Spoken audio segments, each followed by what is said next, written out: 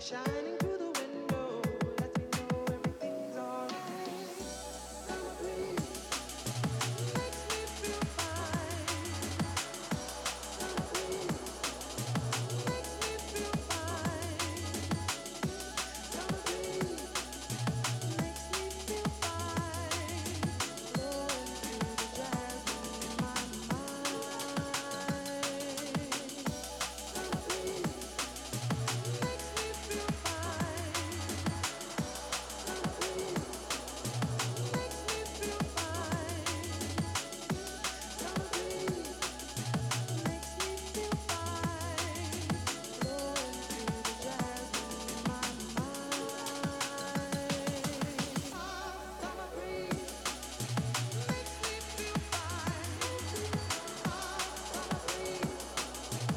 makes me feel fine. Summer breeze makes me feel fine. Summer breeze makes me feel fine. Blowing through the jazz in my mind. Summer breeze makes me feel fine. Summer breeze makes me feel fine. Summer breeze makes me feel fine. Blowing through the jazz in my mind.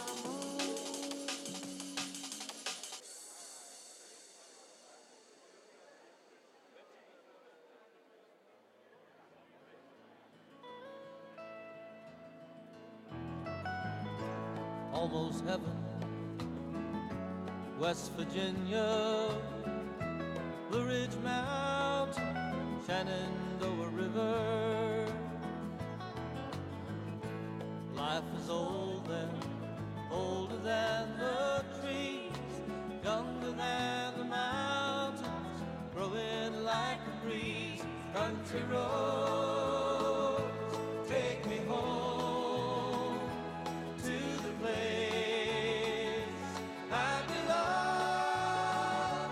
West Virginia, Mountain Mama, take me home. Country roads, all my memories they gather round her. Minus lady, stranger to blue water. Dark and dusty, painted on the sky. Misty taste of moonshine, teardrops in my eyes. Country roads take me home to the place I belong. West Virginia, Mountain Mama, take me home. Country roads, I hear her voice in the morning hour. She calls me. The radio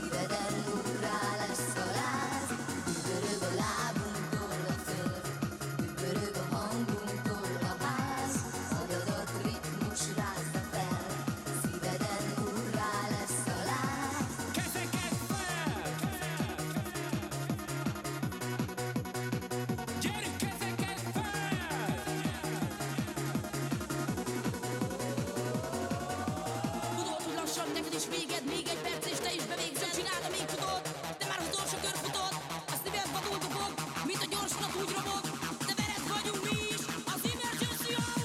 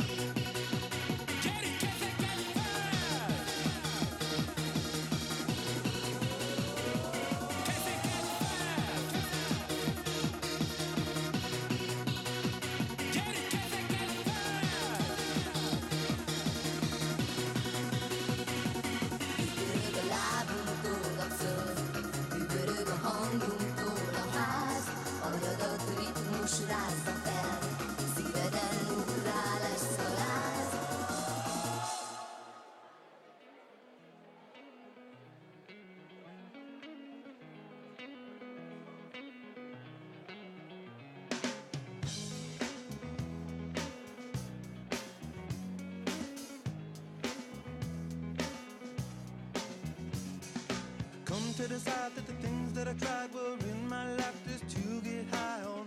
When I sit alone, come get a little known, but I need more than myself this time. Step from the road to the sea to the sky, and I do believe that we rely on. When I lay it on, come get to play it on, all my life to sacrifice. Hey, oh, listen what I say, oh, I got your hey, oh, now listen what I say, oh, when will I know that I really can go to the well one small time to decide on? When it's killing me, when will I really see all that I need to look inside? Come to believe that I better not leave before.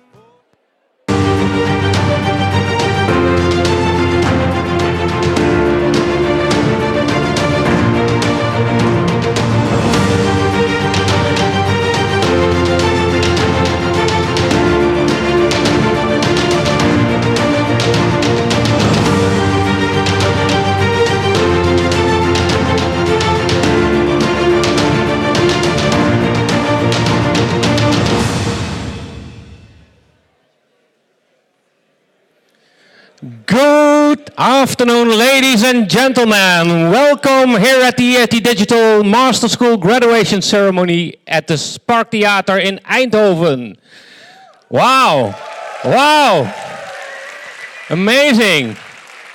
Look how many people we have here. No, it's really good to see that all the students who finalized their master thesis are here today and get their diploma. Great, fantastic. Here in Eindhoven, the fifth last city of the Netherlands, you all know, of course, we have a very important company. It's called Philips.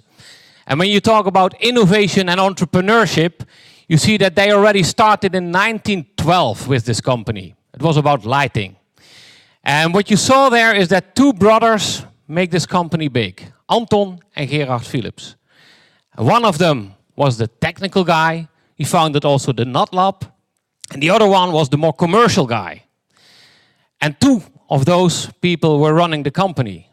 The good thing is, with you having your diploma, is that next to the technical, the deep tech knowledge you have gotten from the universities, you also have combined this with innovation and entrepreneurship. That's fantastic. So Philips can be run now by one person, and that can be you. Great. Today we have a full program. Unfortunately, I got to know that the deputy mayor of the city of Eindhoven cannot be here due to personal reasons. So I apologize by him. But nevertheless, we have very good speakers, and they will all be announced today by Borje Stojkovski, and he will be your moderator. Give him a warm applause. Borje. Thank you, Patrick. Hello, everyone. I once read that happiness does not come from doing easy work. Instead, it comes from the satisfaction after accomplishing a difficult task that requires the best of us. If that is true, then there must be a lot of happy faces in the audience today. I'm here to moderate this session, and here is a brief overview of the agenda that we will have today. We're going to start with a brief set of inspirational keynote talks. We're going to have a few of our alumni members share with you the experiences that they've had with the school and after graduating. Of course, the Alumni Foundation is the body that takes care of all these things and maintains the connection with you after you leave this room today. Then we're going to have a short break and have the official ceremony commence. We're going to have some introductions during the session, but I would like to also warmly greet everyone that are following the live stream, because this is the first time that the graduation ceremony is being streamed to all the family and friends that could not be here with you today. We know that this is a special day for you and that you would like to share all of those experiences, so we encourage you to use the hashtags of EIT Digital Academy and the Graduation Day 18. Without further ado, I would like to announce the first speaker, Mr. Jan Menkelers, who is the president of the Eindhoven University of Technology, who will tell you about the future engineer. Please give a warm welcome to Jan.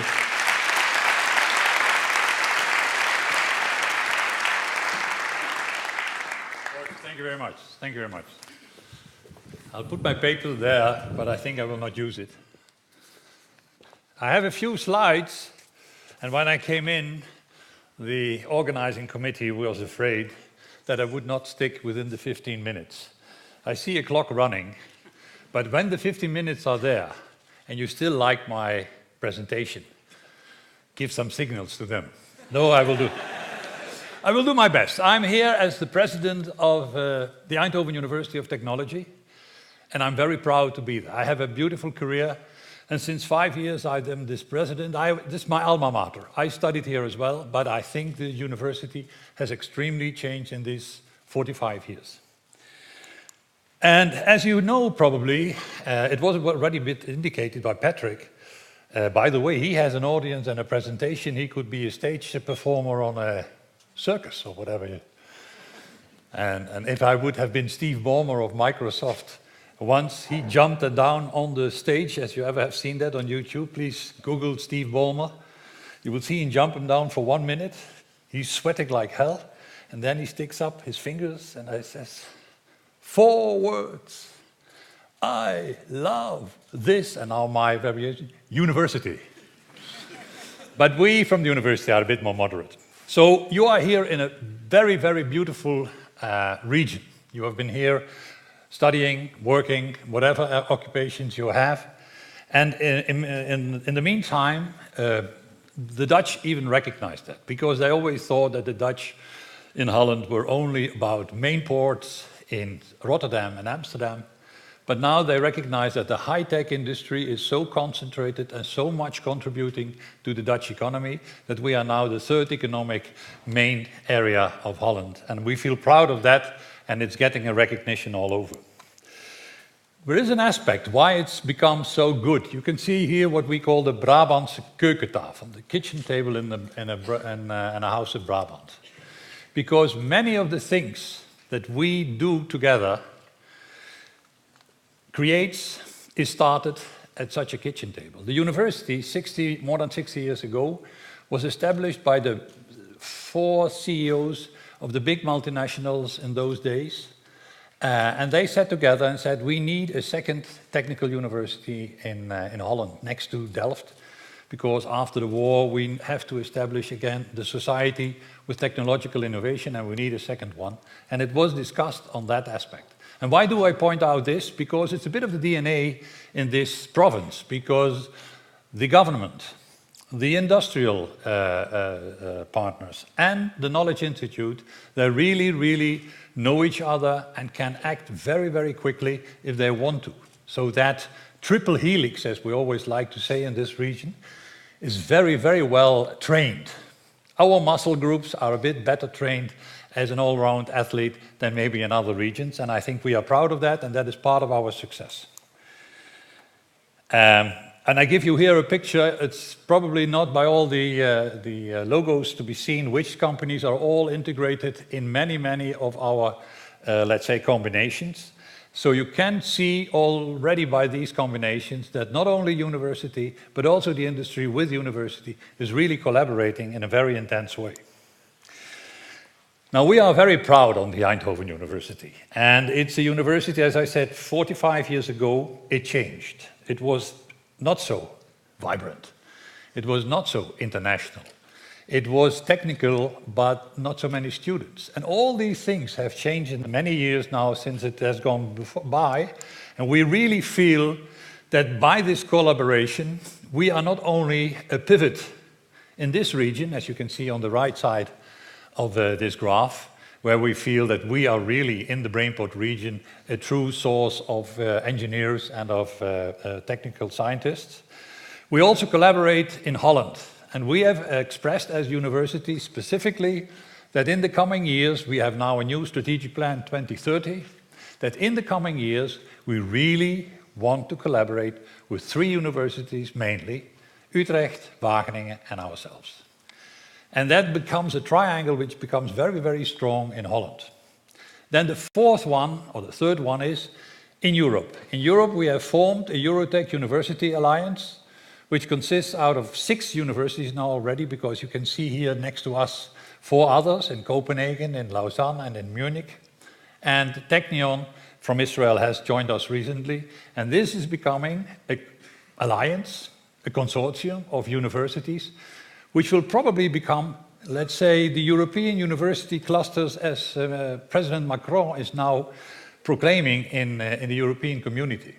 So we would like in the future to establish a degree which would be called the European Engineer. And it would be great if these universities will collaborate in the next 5 to 10 years so intensively that we really can bring that forward and would become some of the unique sets in Europe. As I said, we are a pivot in a world-class high-tech ecosystem. I think that is what we are here in this region. The city of Eindhoven is becoming more and more vibrant. It's more and more attractive. I live here already for more than 35 years, and I've seen it from in the shopping centers in the Saturday afternoon, hearing only Brabant dialect, and I hear now almost any language we can. At our university, we have 19 nationalities. ASML has also a similar amount. Each of the big companies has already so many international workers that this city, a techno city, I have to admit, but is becoming very attractive by all this international influx. Now we all are on an expedition. We called our expedition 2030, the strategic plan 2030, and we know that there are a number of challenges ahead of us. We know that universities will change. A mission of a university has been already for 1,000 years, because the first university was in Bologna at 1088. So almost 1,000 years, we as universities educate young people, young engineers, young academic, young scientists. And we also create knowledge, we advance knowledge, and we want to make that knowledge better and better and better. So we push boundaries in science. That's the second one, research. And then the third one is be of benefit for mankind. And if you can see in these 1,000 years, there are now 3 generations. The first generation up to, let's say, 1850, they were really for education. Then it was added research. So we got the Humboldt University and we got education and fundamental research. And since, let's say, 1950, we are now in the 3rd generation of university, and that is add value to society. And I think these 3 main aspects are the mission of every university. But we have challenges. We as human beings, we as mankind have challenges. We have a challenge of sustainability. We have a challenge of keeping Earth, also for future generations, livable, that we can really live in comfort, in well-being and in welfare, and that we don't misuse our rare Earth so badly as we sometimes do now. We also will see that there will be a convergence of technologies. We have had, of course, a first convergence between electronics and engineering, mechanical engineering, that became mechatronics. But we will see convergence like bio and technology. We will be creating artificial life. You will see artificial intelligence in combination with human beings. We will see the technology and human beings being also intertwined. So we'll see convergence of technology as well.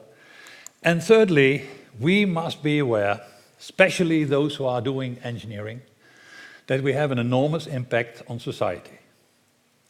We have such a big impact, as we maybe sometimes do not realize, that many of the progress in the future for mankind will be dominated by technology. The counter side is that technology has also its bad sides. So we should be aware of that, and I will be coming back later to that. Here is a picture of our recent Nobel Prize winner, Ben Feringa. And he gave a lecture in Eindhoven, and he had a nice, beautiful saying that we scientists are not very good in predicting the future. So therefore we shape the future ourselves, which is fairly well true. We are really creating many new things, which is also a change in the future and sometimes even disruptive. Disruptive in 3 examples I give you. Maybe you have seen and got notice of the solar car. This is a solar car which is truly now a commercial car. The young people, the young students, graduated from the Eindhoven University, they got together after they won the World Solar Challenge in Australia the first time. They graduated. I always ask them when they are at bachelor's phase, do you have your master's? Well, they got it, and they got it in excellence. And then the 13 of them sat together, created a company, wanted to make a commercial car, have now 70 people working on this one, and next year the new first car will be there, will be launched. Well, that's great because it's a solar car. It's a car that charges itself, and all the spare energy can be used for other means. So transportation is more a storage of energy instead of a transportation means. Having a precise eye surgery, microsurgery with equipment that is done by good motion and control techniques and engineers, becomes a kind of a technique which gives a surgeon, an eye surgeon, for example, the possibility to make even more accurate movements in the eye that he could do. Or even, and I can imagine, if you would see your specialist, your eye surgeon come in and he would have this kind of shaking hand, you would not be glad if he would start to operate. You can still be relaxed now, because the mechanism, if he does this, the movement of his hand will be transferred to miniaturized movements, but also the vibration on top of it will be filtered out. So people, even at a high experienced specialist or a higher age, can do his job by this kind of technology. And the last one is Making biodegradable heart valves. If you have a heart valve mechanically, you have to replace it every 10 to 15 years, 15 to 20 years, depends on how well it is in your body. Can you imagine if you could make a heart valve out of your own human cells? So you can create polymers that are degradable, and you can replace them by own cells out of your own body. And then you have a real heart valve out of your own cells. These are three kind of changes in technology I foresee, which will be high of impact, which will be the drivers of change for us, and where you are part of it, because you are now celebrating a beautiful day. You are celebrating something of which you should be very proud of. But the challenges will be that, for example, knowledge is not anymore traditionally by books and by libraries. It's ubiquitous. You can have it everywhere. It's everywhere available. Then you have to be balancing in, is it true or not true, and how can we know that it's scientifically proper? But on the other hand, it's so available that many ways and many people can have access to it and can be creative with that. So it will make a big change. Complexity of systems will be a big change. Not only the complex systems like this here, I'm pointing here, but I should be pointing there. Like this ASML machine. I think it's the most complex machine that is built on Earth. But that's technical complexity. That is complexity where we have to integrate systems in a way that we never have done before. But imagine that complexity in the societal aspect will be increasing this kind of complexity, because all our machines will have a human interaction. So we have to take care that the complexity of not only solving technical problems, but also have to have an interaction with human beings in many ways and many forms. And that increases the complexity. And the third one is, it will accelerate. It will accelerate immensely. R&D will accelerate because we cannot only work in the time frame of a PhD of 4 years. We have to deliver quicker and earlier our scientific results to society and to the industry. And we will probably do that in collaboration with connected innovation hubs over the world. And I was giving you the example of Eurotech universities in up front. In our strategy, you will see that our future philosophy on our research portfolio will be on these 6 domains. Integration of traditional domains into new ones, like bioengineering health, or like renewable energy and storage in this case, or the data-driven intelligence systems. And I think from your graduation, you certainly will be very much appealed by that one, although you also have had in your second year a lot of, let's say, input on entrepreneurial and on societal aspects as well in your master degree. Education will change. This is a beautiful picture because there are still teachers who like to work on Blackboard. Right, start somewhere, a formula here, and end with the outcome on the other side. But this will change. Digitization of education will be so massive, will be so enormous in the entire society that all educational systems, also the university systems, will be changing by unbundling of the curriculum, by having online courses, by having degrees out of different universities and having a different combination. And you are a bit of a kind of a head start on that aspect in this case. But this will be a massive change in the future. And it all boils down to become personal, because it becomes so technological that our university, certainly in the future, will not only have this beautiful technology and all these kind of transferring knowledge with modern ways. We will always be a campus university. You have to become an engineer on the campus. You have to become an engineer in the laboratory. You have to become an engineer by experiments. So it's a lot of personal contact and personal development. And thereby, in that personal development, it's very important that you will get into a T-shape or even a pie-shape engineer. In-depth knowledge of a certain discipline you have learned, but a broader knowledge of certain aspects in life. I passed my 15 minutes. I don't see the audience at all because you're one big black, some few ones. So if you don't start shouting, I will finish in short time my presentation. But to give it, I really feel that you should be in all means a T-shape or a pie-shape engineer. You should broaden your perspective beyond your own preliminary discipline. And even if you can, have twice, have two. Because we expect from you, as young generations, you graduate today. This is one of the most important periods in your life. Family and relatives are here, and in this time span of your life, between 20 and 30, you will graduate. You may choose probably your first job. Technical engineers are very likely to have quickly one. You may choose your partner and even have children. So this is, in a time span of 10 years out of a human's life, an enormous amount of very big and important steps. And in that steps, you have to develop thought leadership.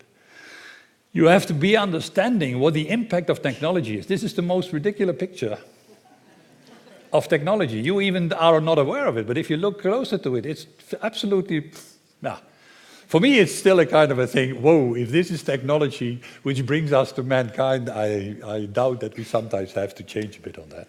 But this is the way how we make, or you make pictures most of the time, and not looking to the most important, well, for them, the most important person in the audience, I have to say. So that is something. We have to be scientists, and scientists have to stand into the debate on their science, make it explainable to everybody in the audience. Don't be in an ivory tower. Connect with the society and explain everything of your science, and do that in an openness and in a debate, also on ethics. Ethics and technology will be so important in the future that we also have to stand up here as stage performance, whatever limited performance you can have, as I have, but we have to stand there and have to be engaged in the public debate. And that's also an invitation to you. When you graduate today, broaden your scope as much as you can, because you will be favoring in the future, not only by the in-depth knowledge you've got by your master's degree, but by enlarging your scope and being enrichment for the surroundings.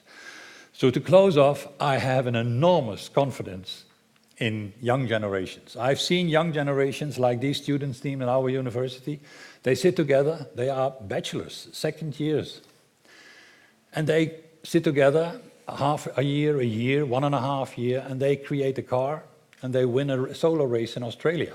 They learn so much about multidisciplinarity, about human interaction, about self-supporting, about sponsoring, whatever you call it. And they do it. So I have so much confidence in you that you enjoy today, and especially your parents or your whoever relatives you have here or friends. Enjoy the day because it's the kickstart of your life. You will have now a great future ahead of you, and try to be as students as we know them, because we elderly people are too traditional. You should make the change, you and your hands in the future. And I wish you an enormously beautiful event today. Thank you. Thank you, Jan.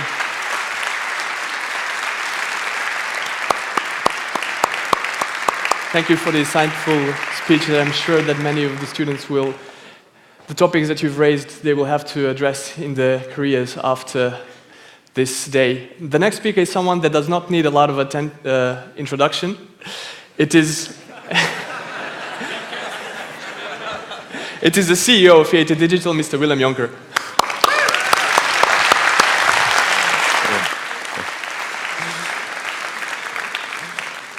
There was a slip of the tongue. Yeah, he doesn't need too much attention. Well, okay. So for you, not anymore, but for the ones that are still in there, beware.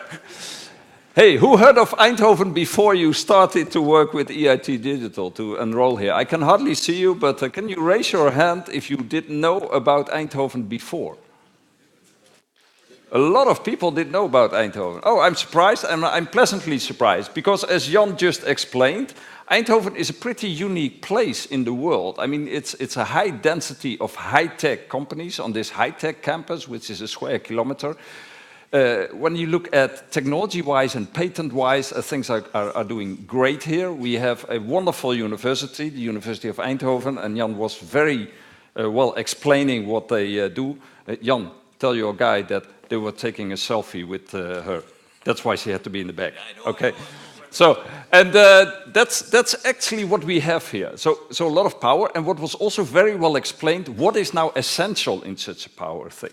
It's essential to connect in the region, to connect the science with the business, with the education, as we do in EIT, but also to connect at the European and even global level if you really want to have the impact. So you see the ingredients at a smaller scale here in Eindhoven, what we are doing at the European level as EIT and as EIT Digital when it focuses on the digital domain. And now I want to focus a little bit on that digital, because the success story that we heard here when it comes to high-tech systems, is that the same success story we have in Europe when it comes to digital systems, when it comes to software systems, when it comes to platforms?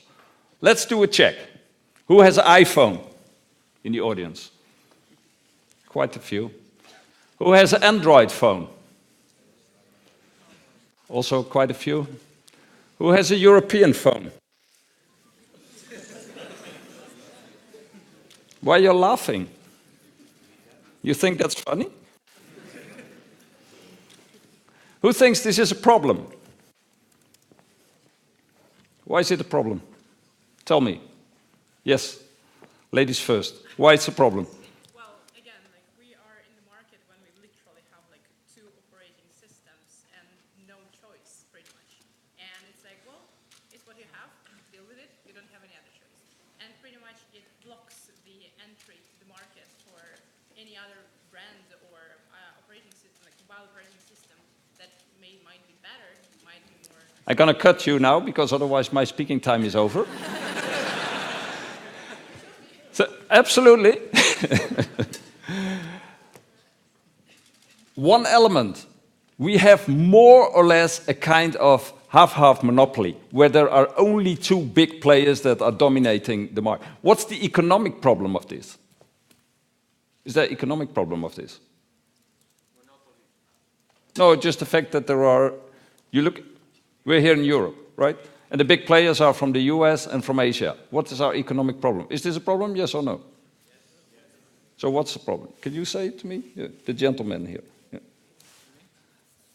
You.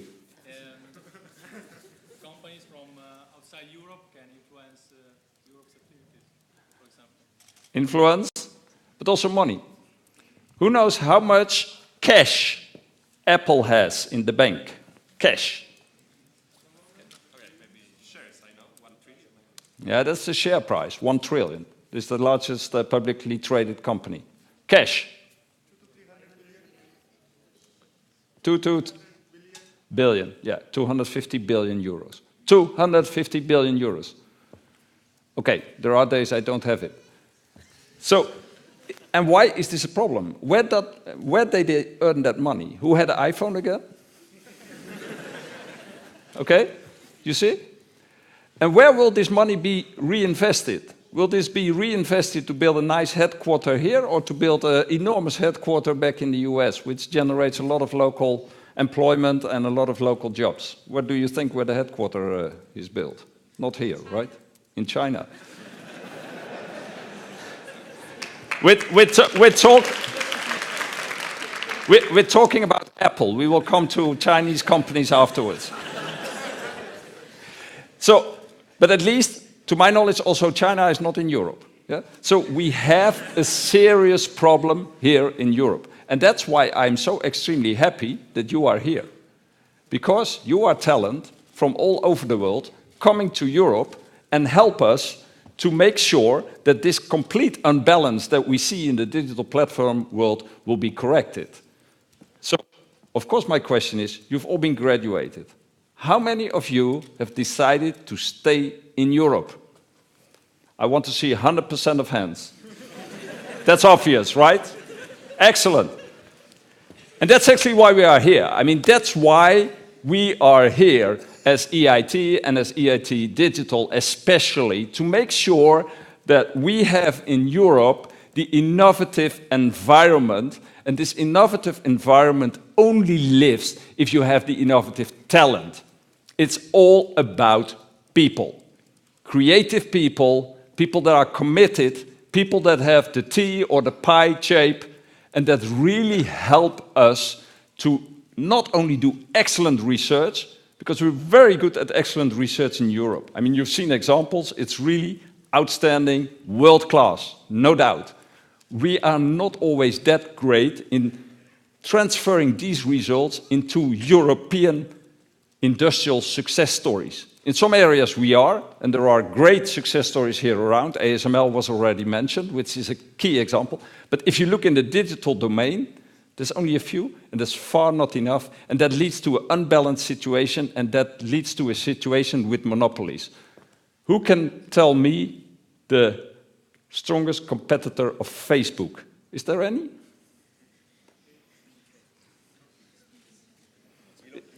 Is that a good situation? This is not a good situation. Another thing you have to understand is technology is not free of values. So for those who have been in Silicon Valley and who know the values of the tech industry in Silicon Valley, you probably notice that those values are not always the same values that you see here in Europe. For example, when it comes to what you can do with people's personal data. Who has heard about GDPR?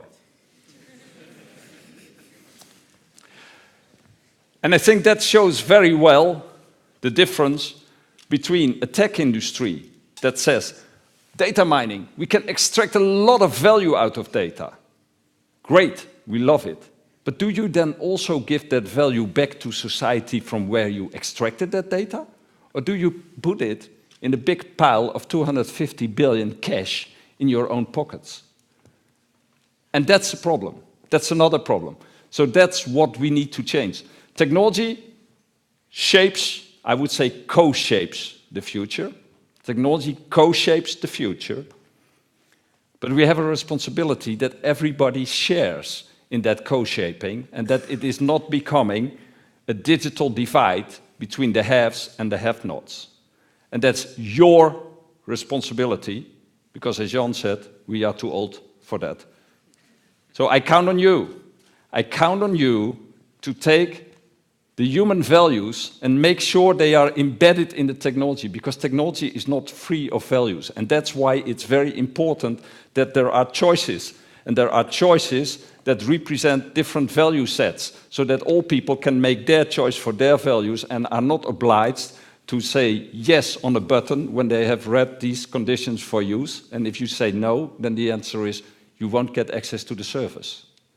That is not choice, that is just enforced on you. And that's not what a good society should do. So I hope that when you were here for 2 years and that you worked in this European environment and saw different places in Europe, that you also got some appreciation and some infection maybe also with these values of sharing and making sure that we create a future world that is there for everyone and not just for the happy few. I count on you, and this is a hope I have, and I'm sure that I will not be disappointed. And really, I congratulate you with your achievement, because it's a very, very important achievement. It has already been mentioned. This was a very important period in your life, but a long journey is still to come. I hope that we reconnect on that journey in future. And I also always say, you have been working hard, so tonight I expect you to party hard. See you there.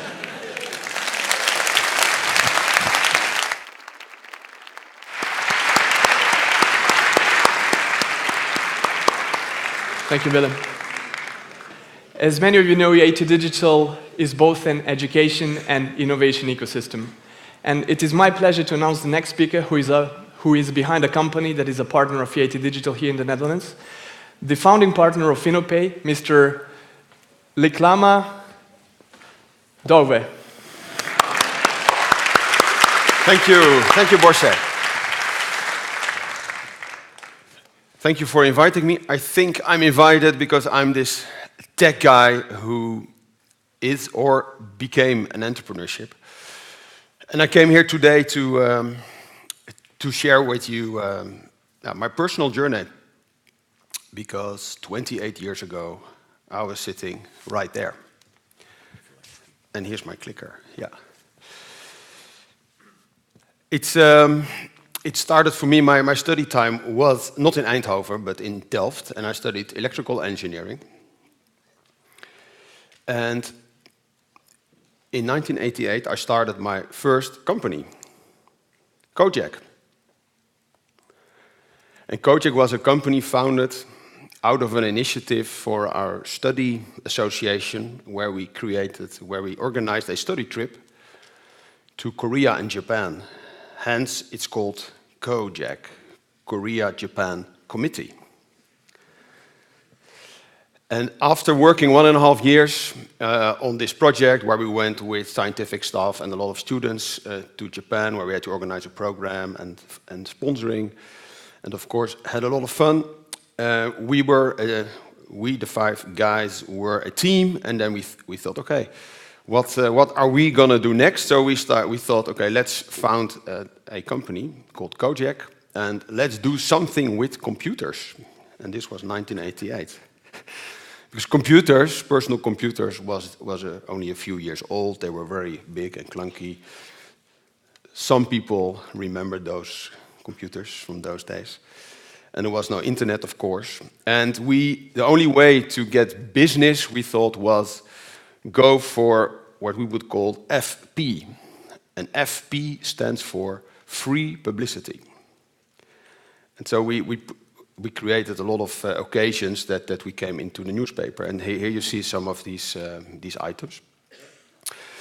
But what happened then, what I never ever thought, is that 3 weeks ago, we celebrated the 30th birthday of Kojak, because it still exists.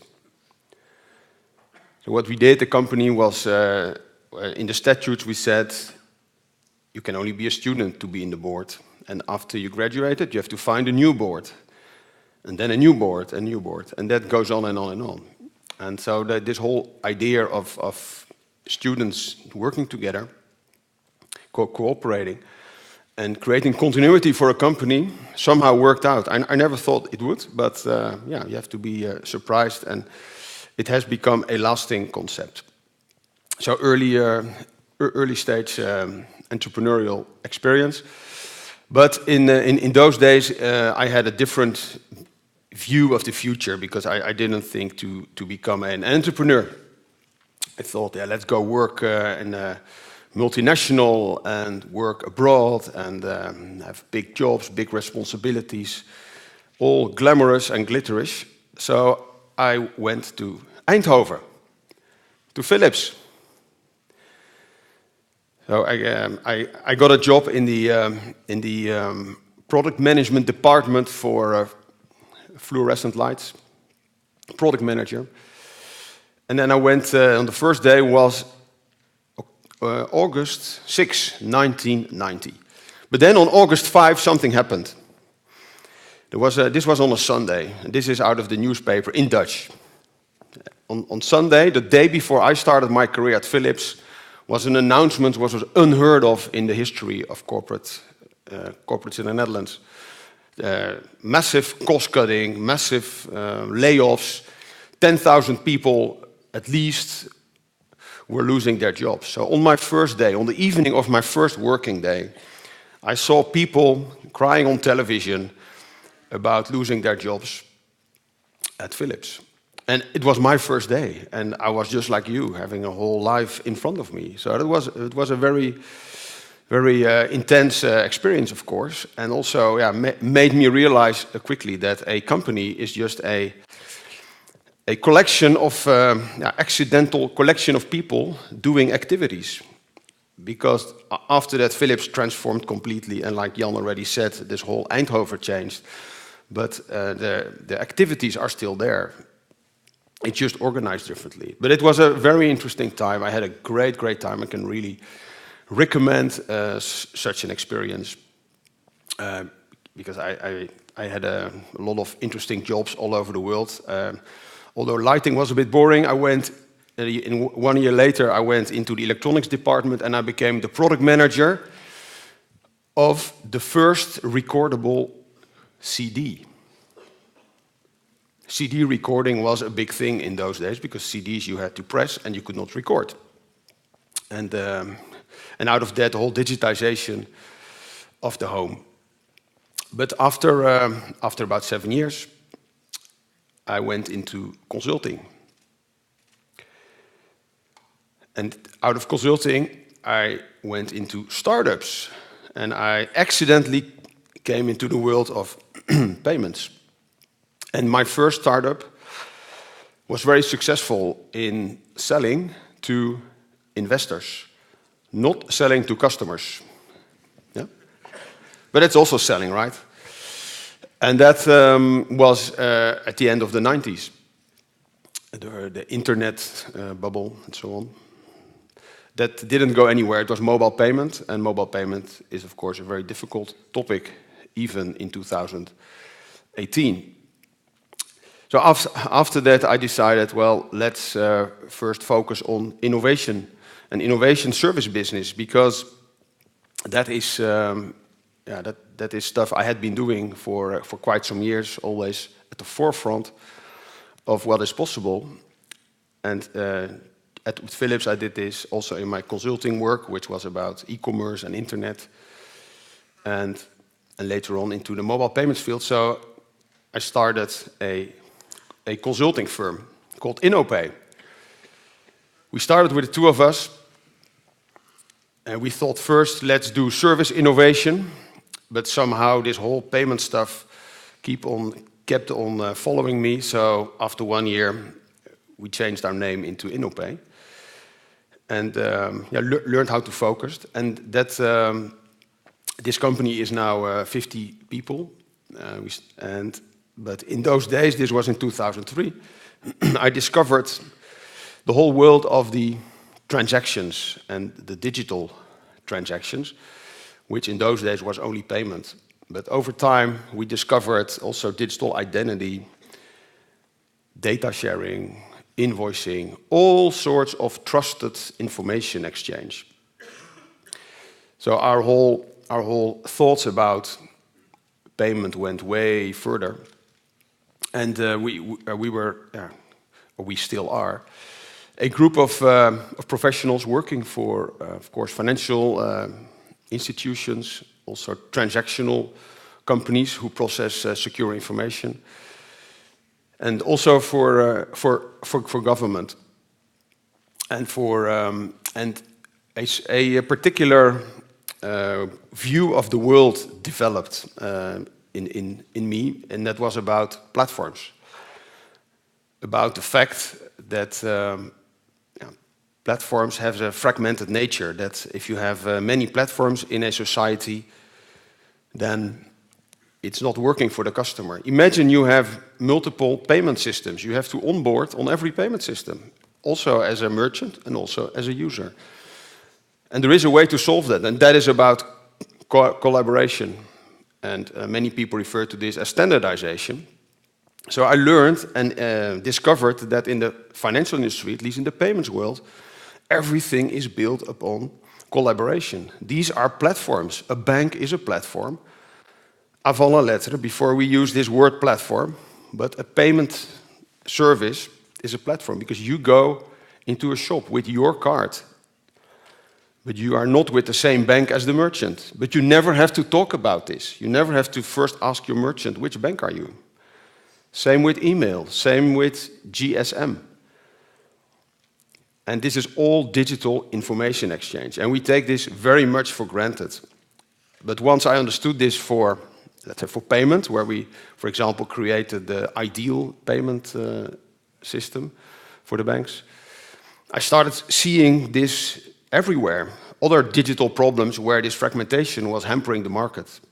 And digital identity is definitely one of them.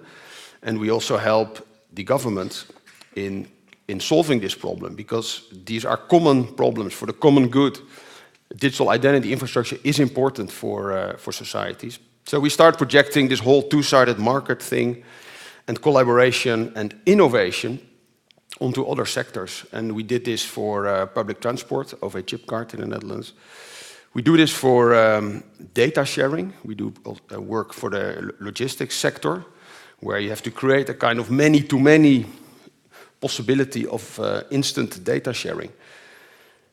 And this whole way of working is a specific way of working because you need to collaborate and compete. You have to collaborate with your competitor. That's very difficult for many persons and their companies.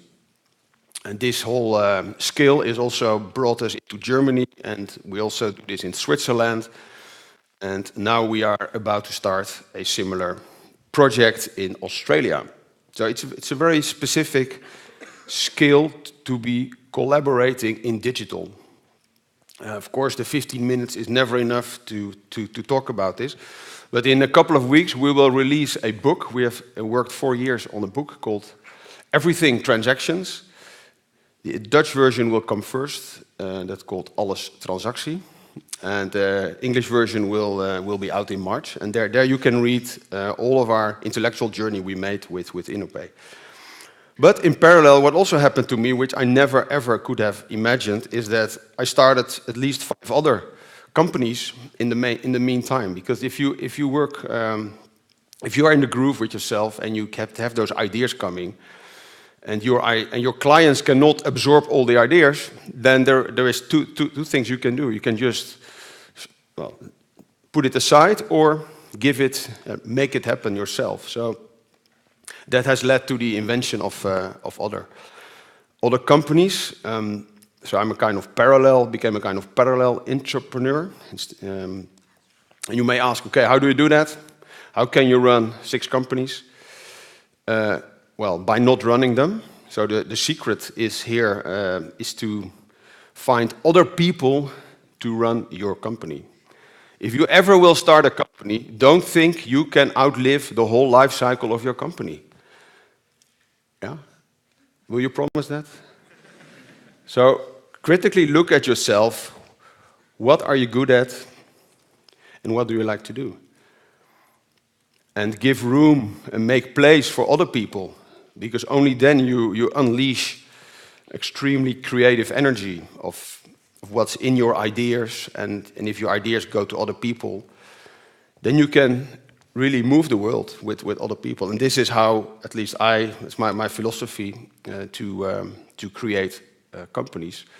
And of course, the skill of finding other people and doing it together with other people is then the most critical element. But this is something I could never have envisaged when I was sitting here 28 years ago with my corporate dreams in my head and now having my own environment and also working abroad, but then on my own stuff.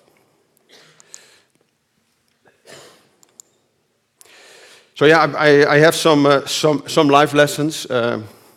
It's one of them already shared with you. Be very critical on what you are and what you can do, and share things. Only if you share, you can multiply. That is where, at least for me, business is about. Other things are okay. You have to hang in there. If you have an idea, it will always go different. So you have to just be persistent. And always feed back the information and always take into account what you hear and what you see. Be curious. Listen. Be hungry. Take real ownership of something. Do not blame other people outside of you if things go different. Always start with yourself because that's where the energy is. I can go on and on, but I will share two concepts with you, which I often use. Is this picture? Because I learned over the time, because I was technical, I learned more about people, of course, in the course of the years than, of course, than about technology. And this is an important concept that people, when you talk with people, you sit in a meeting, some problems or some ideas are different things to different people. And you have to really realize that whenever you talk to people. And another important concept, which came to me only after 10, 12 years after working, was that I thought everybody was thinking like me. That everybody liked cool stuff, that everybody liked change, everybody likes a better world, everybody is for the common good. And it took me quite a while to find that out. And then I realized that this model, you learned this, the adoption curve is actually very, very true. And what is that I'm usually looking to talk to the people of the first 2.5%, and maybe the next 13.5%. So if you are into change and innovation, this is your challenge. You have to find the right 2.5% or 5% people. This says that about 90% of the people are not waiting for some change in their lives. And you are here together, all people who are oriented towards change. And we are a bubble. This room is a bubble. Yeah? And outside, there are many people who are not open for your ideas. At least not at the start. So you have to do a lot of effort to get people in that mode. And a lot of my time and of my challenge is getting ideas moving through this funnel. Then I will close off with a message which is very close to Willem's message. And we didn't coordinate this, but it's really top of my mind at the moment, is this whole idea of this infrastructure stacking up. Right? Human progress is all about infrastructure. Right? It started with the sea, and we had the roads, we had the rail, we have the sewage, the water, the electricity. And in the last, let's say, 50 years, even it is all accelerated because with the invention of the transistor in 1948, huge pivotal moment for mankind that enabled communications and wireless communications and internet. And things went very fast. And now we are using all sorts of infrastructure. And infrastructure is something for everybody and does not discriminate between a segment or a person or a size. And here you see all examples. And usually with infrastructure, there is a public governance and there is choice. But now we see a world where more and more infrastructures are privately managed. And there is no choice, and they are data-driven.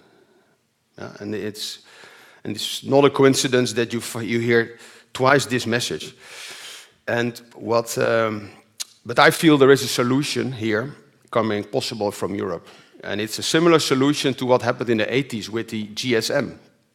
Because you can imagine that the mobile communications could also have ended all within one platform. We could have been all member of one system for the whole planet. That would be maybe easier or cheaper or faster. But that didn't happen. And in Europe, we came up with a distributed solution for unstructured voice data, voice information, and that became the dominant standard all over the world. So why can't we create in Europe the GSM standard for data and data sharing and privacy?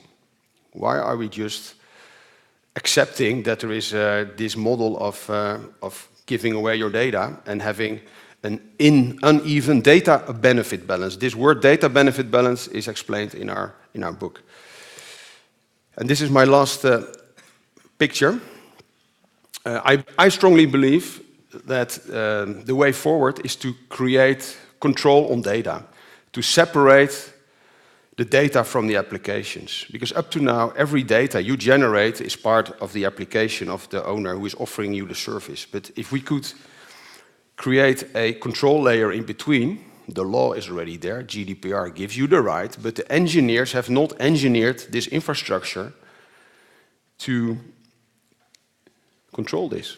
The only way you can control this is by all these emails you have in your email box. And then you don't know, you can never track whoever you gave access to which data.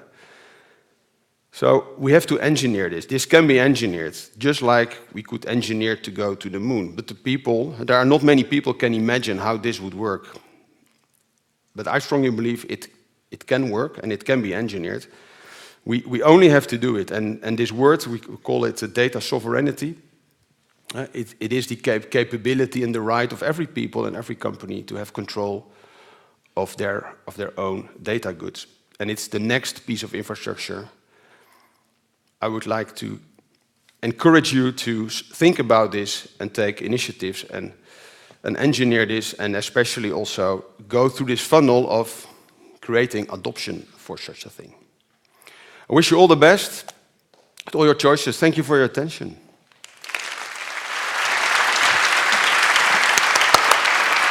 Thank you, David.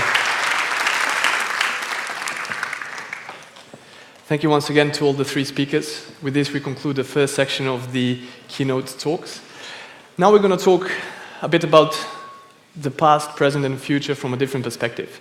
We're going to invite three people on stage that have gone through the same journey that you have gone through, and they will tell you a bit about their experience being part of the Master School and the life that they have been experiencing afterwards. First, on stage, I have the pleasure to announce an alumna, Blanca Martinez de Aragon.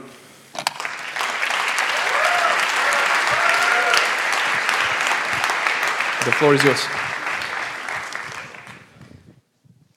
Hello, everybody, and congratulations for graduating today. I am Blanca Martinez, and I'm here to share my experience and tell you how my life has been after the EIT Master School. So a bit about myself. I am Spanish, but I grew up in Luxembourg. Then I did telecommunications engineering in Madrid. And then I decided to join the EIT Digital Master, the first year in KTH and the second year in Telecom Bretagne. And I did the Internet Technology and Architectural track.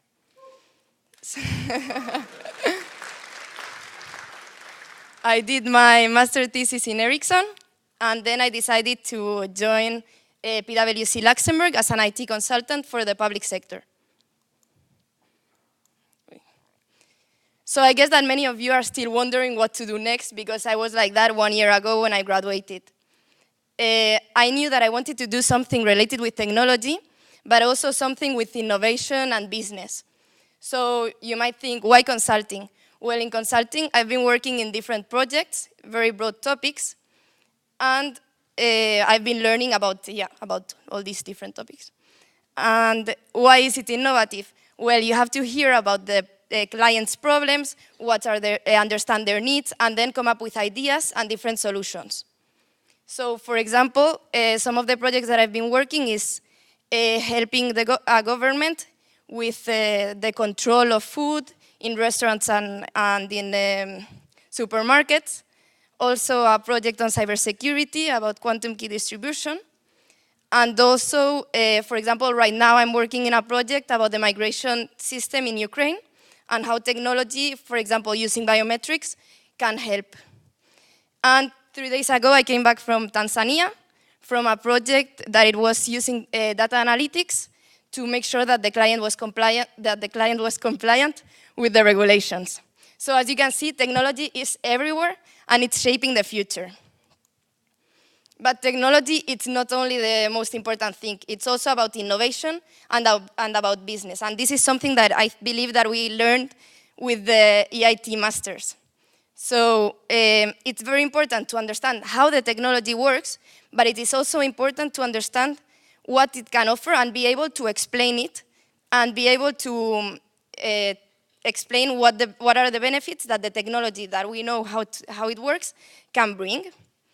And also through the entrepreneurship and innovation classes, it has helped me to be more active and take initiative and be more think outside the box. And for example, in PwC, I help organize once a month a technology forum where different people give presentations about different technology topics. Also, one of the things that I like the most about and that has helped me grow more personally is the fact that in EIT Digital Master Schools, there's people from all around the world. And this is super important also after for work, because you learn, you become more open-minded, you listen to more people, and you understand that everyone thinks differently. And this has helped me in my life. And also the alumni community. I really encourage you now when you find out work and everything and you move somewhere else to see which other EIT people are in that city. For example, in Luxembourg, we are 5 of us and we meet every month and now we're all friends. So I really encourage you to join. So thank you so much and congratulations again.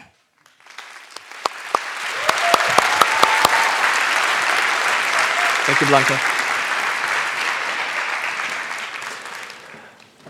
Now it is my pleasure to invite someone who has taken a different path and has decided to experience an entrepreneurial journey as a co-founder of a very interesting company that is making waves all around the world. Hilke Visser, the floor is yours. Thanks. Hello guys, I'm Hilke Visser and I'm here to share about my experiences since I had my last class and try to relate that a little bit to the INE courses. So let's jump back to 3 years ago, November 2015. I had just decided to leave Rennes behind, sorry guys, move to Amsterdam to write my master's thesis about this initiative called the Things Network. Their idea was to build a worldwide, decentralized Internet of Things data network that is free and open for anyone to use and owned and operated by its users through crowdsourcing. We started small, and in January 2016 we could still send the entire team, all 3 of us, to pick up the first award that we won. Now, almost 3 years later, we have grown a lot. Our team is now about 20, and the initiative, the Things Network, has grown to over 50,000 developers, spread over 600 communities in 90 countries. Together, they have organized over 1,000 meetups, and in this year alone, 5 multi-day conferences with hundreds of visitors from all over the world. So how did we do that? And I think the most important lesson actually comes from the very first lecture of how to start a startup. Build something that users love. When users love your product, they will talk about it, tweet about it, organize 1,000 meetups around it, and as we later experienced, sell it to their bosses. To build something that users love, it all starts with talking to them. And that is what we did. We went even one step further and we decided to build it actually together with them. In today's digital world, that is easier than ever, especially when you target developers like we did. With open source code, open source documentation, and in our case, even an open source conference, we can involve our users in everything that we do. It makes them more than users, it makes them partners. And as you might remember from the INE courses, partners is a very important part of your business model. Without partners, you're not getting anywhere. You need your ecosystem partners, industry partners. And the best way to get started in your, making your partner network is to get to know the right people. And you guys, you're lucky because you are here with this amazing group of engineers, innovators, entrepreneurs. Look around you because here, next to you, could be your next co-founder, could be your next colleague, and of course, friends. You are that network of partners. Use it. And congratulations, because today you are joining the network of EIT Digital alumni. And you are joining 5 previous years and making that network bigger. So use it, have fun today, tonight, and I'd love to hear your story over dinner. Thanks. Thank you, Hilke. Interesting talk. The last speaker in this series is a candidate that has decided to continue her journey with the EIT Digital by joining a PhD program, the industrial PhD that EIT Digital runs. Please welcome on stage Anna Reale. Hi all! So, 3 perfect numbers, and I'm here to talk to you of my experience 3 years after my own graduation. And of course I have only 3 minutes, so let's jump into it. Graduations. You are excited, right? You are happy. And this is the end of one of the longest period of your life up to now, which means no more studies, or at least, well, for me, I was very nervous this own day like you. I was already thinking about the future, and it's like now standing on the stage, jump into the dark, where you see nothing. And the only certainty I had was this. I'm an engineer, I'm a computer science, and what I learned in these 2 years of EIT Digital Master School was I can shape the world. I can do the next generation of the networking. And so it's with this mindset that I joined the EIT Digital Industrial PhD. And like that, I could finally coronate my dream, which is going on with what was I interested in, studying 5G and hot network topics, but also teaching and also keeping in touch with the reality, keeping in touch what is the industry doing right now. So how's my life now? Of course, I teach computer science, I teach I&E to you guys, basically. Hi, I have some of my students. And I also study, but I study the EIT digital way. I study by traveling, by actually meeting the 5G community. I've been to Samos Island, 5G summer school. I've been to the latest World Conference on 5G in London. And I'm constantly collaborating with partners, both in the industry and both in the other university of the EIT Digital Network. Yeah, business. I'm doing business as well, guys. I'm still studying to better my I&E knowledge, and I am constantly working everyday basic with Ericsson, my industrial partner, on a real use case scenario on 5G. Keep tuned. And yeah, have you heard this word already? Networking, networking, networking. That's what I hope I will be doing tonight with not all of you, you are too many, but many of you. And that's what I'm doing in the last 3 years. For example, this is Silicon Valley. Did you know EIT Digital has a hub there? They made me meet all the big players. Hey, I've seen Facebook, I've seen Google, I have seen all of them. Just mention one, I was there. So, yes, I can stand here proudly in the middle of this stage today and say, I kept up with what I promised myself 3 years ago. What about you guys? Good luck.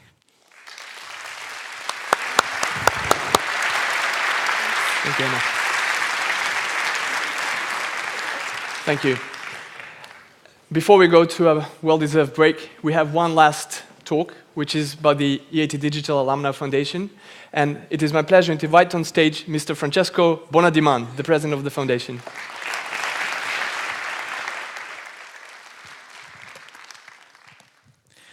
First time my surname is pronounced correctly, thanks Bartje. Know him for 5 years now, so pretty cool.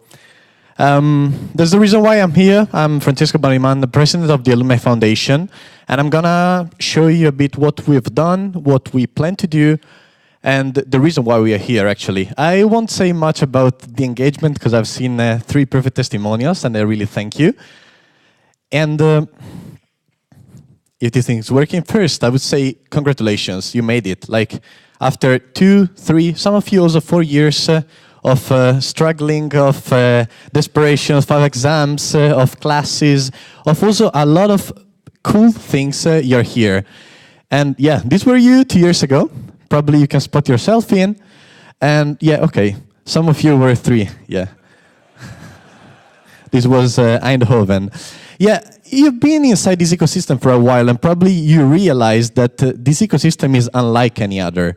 Like, how many new things have you learned on a daily basis? How many classes, how many concepts, how many very deep tech solutions you got into? How many inspiring people you met from your classmates, from teachers, from entrepreneurs, from startup founders, and how many experiences you've tried, not only in the summer schools, not only the cool things and the very journeys, whatever, but you've done a lot of things over these years. And now imagine that you can have all these along the rest of your lives. And now is where the alumni community comes in, because we want to keep this vibe going for all the rest of your lives. We have organized over 60 events in 15 plus cities all around Europe, but also in the world. We had a meetup a few weeks ago in Silicon Valley. We have around 15 alumni there. So if you're going there, just be sure to check out who's already in the city. This means talks, this means workshops, this means hackathons, visiting a company. Do you have a nice project that you're working on? Do you have a cool story to tell? Do you have, like, your startup is hiring, just come talk to us, decide to make an event in the city you're living in and involve the alumni community, because most of you might benefit from it. And we do support you in gathering. Do you want to organize an event? You have a great idea. Come talk to us. We can help you mingle with the people. We can put you in touch with the co-location center, with some of the venues. We can also provide you some food for drinks and food that you can benefit during the networking part of the event. On our job portal, you can find hundreds of job opportunities from companies in the ecosystem, but as well from startups and companies from the alumni community. If you have your own startup or you're hiring somebody, please let us know and we will put it up. And as you see, some of our members landed their job of dreams in some of the most renowned company in the world. You can see some examples here, but others decided to launch their startups, and we have over 35 startups coming up from the alumni community. They got 70 million investment, and we are very eager to promote them. So if you have your own initiative, your startup, let us know, and we will push you to the next step. And as well, through the contest that we do, we had a contest where the winner, Wilfried Drone, that just earned $1 million, was sent to Slush, and he will be there in a few weeks. Plus, we care about you, and we want to keep you engaged and at the state of the art for all the rest of your career. So we offer deals of 20% discount to all our members on the professional courses and all the other summer schools in the future. As you see the situation at the now, we are around 1,370 members, like 50 more that just registered. So if you haven't done yet, you should come to our desk later. And the majority of them are alumni from the master school, of course, but the ecosystem is big. We have people from the doctoral school, we have former employees, we have people from the summer school, also friends from the partners of EIT Digital. So we're trying to embrace everyone within our community. And as you can see, this was a really incredible growth. We started with just a bunch of people, and now we are over 1,000. And they are scattered everywhere, all around the 5 continents in the world, even in Sydney, even in New Zealand, even in the center of Africa. We have people from our community. And you can find all of them on our website. Just browse them. We are also improving. We will add new features in the future. And it's not only about the number of members, it's also about the number of activities. We had a big leap in the number of activities of events that we organized in different cities, and also in the initiatives and the way that we represented and presented our community. Finally, people contribute to this because they see the value, because this follows you on your journey to the rest of your life, and because they want to meet again their friends, but also meet new people that can inspire them and upgrade their careers. So I really would like to see many of you at the next annual meeting, which will be in a location that we'll tell you tomorrow if you're around at our meetup here in Eindhoven at the Crown Hotel. If you haven't signed up, just shoot us a message or an email or whatever you prefer. This was the image last year, 100 people that came from all over the world, even from Mexico to Trentino, for 3 days of networking, of learning, of sharing, and stay in touch with this amazing ecosystem. I really thank you, and I wish you a fantastic day.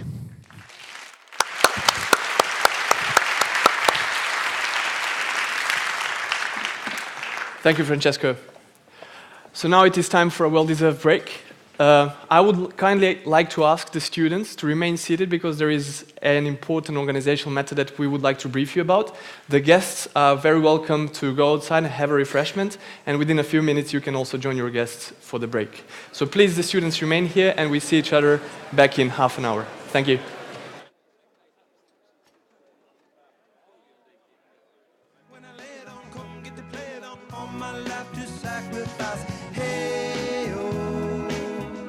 Listen what I say, oh. I got your hey, oh. Listen what I say, oh. The more I see, the less I know, the more I like to let it go. Hey,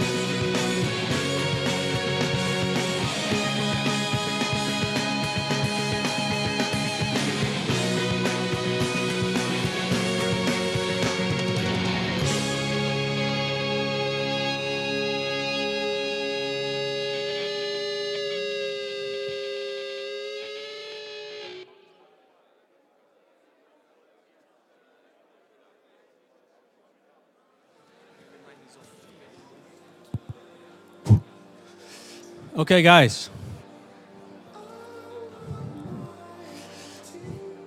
Well, a good chance.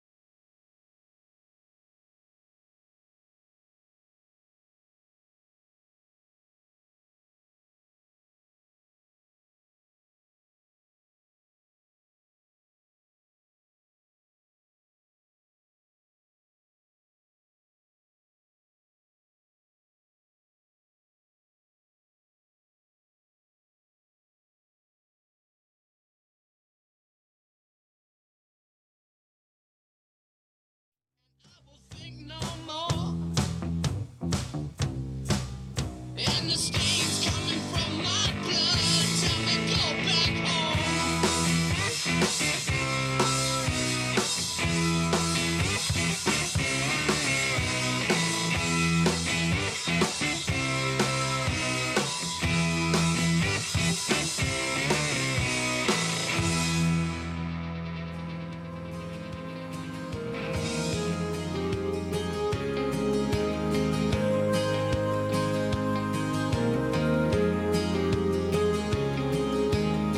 I believe kids ought to stay kids as long as they can.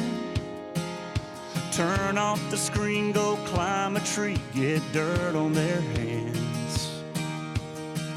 I believe we gotta forgive and make amends, 'cause nobody gets a second chance to make new old friends. I believe in working hard for what you've got, even if it don't add up to a hell of a lot. I believe most people are good and most mamas ought to qualify for sainthood. I believe most Friday nights look better under neon or stadium lights. I believe you love who you love, ain't nothing you should ever be ashamed of. I believe this world ain't half as bad as it looks. I believe most people are good.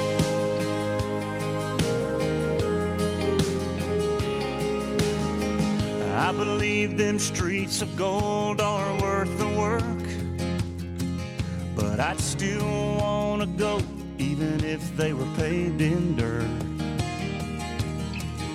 I believe that youth is spent well on the young, 'cause wisdom in your teens would be a lot less fun. I believe if you just go by the nightly news, your faith in all mankind would be the first thing you lose. I believe most people are good and most mamas ought to qualify for sainthood. I believe most Friday nights look better under neon or stadium lights. I believe you love who you love, ain't nothing you should ever be ashamed of. I believe this world ain't half as bad as it looks. I believe most people are good.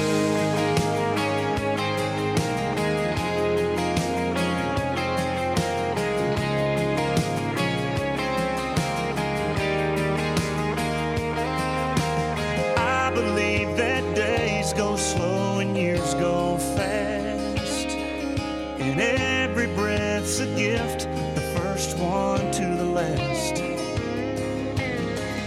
I believe most people are good and most mamas ought to qualify for sainthood. I believe most Friday nights look better under neon or stadium lights. I believe you love who you love, ain't nothing you should ever be ashamed of. I believe this world ain't half as bad as it looks. I believe most people are good. I believe most people are good. I believe most people are good.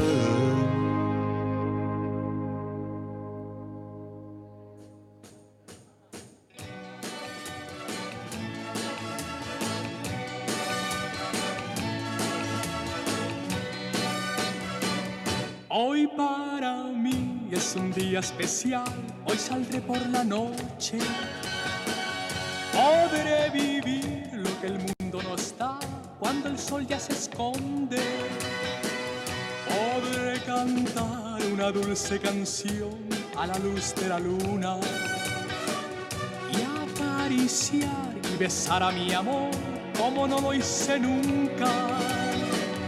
¿Qué pasará? ¿Qué misterio habrá? Puede ser mi gran noche. Y al despertar ya mi vida sabrá algo que no conoce.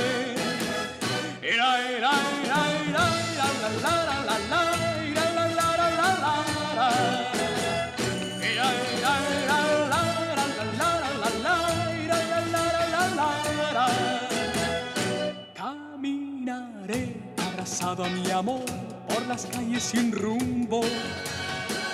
Descubriré que el amor es mejor cuando todo está oscuro. Y sin hablar nuestros pasos irán a buscar otra puerta que se abrirá como mi corazón cuando ella se acerca. ¿Qué pasará? ¿Qué misterio habrá? Puede ser mi gran noche. Y al despertar ya mi vida sabrá algo que no conoce.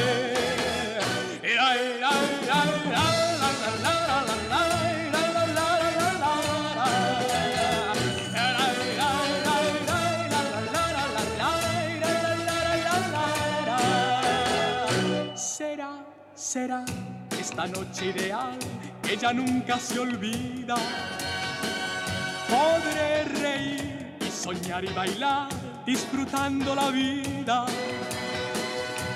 Olvidaré la tristeza y el mal y las penas del mundo.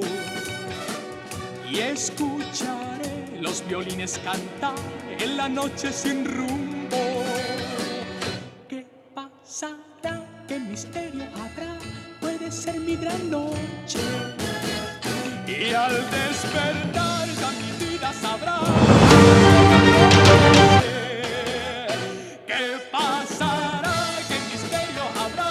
Puede ser mi gran noche. ¿Qué pasará? ¿Qué misterio habrá? Puede ser mi gran noche.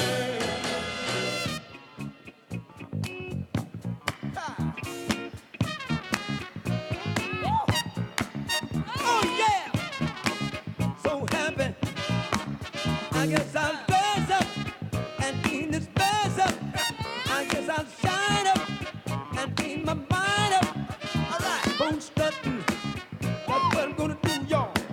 I guess I'll dress up and clean this mess up. I got to change up and rearrange up. And bone strutting, that's what I'm gonna do, y'all.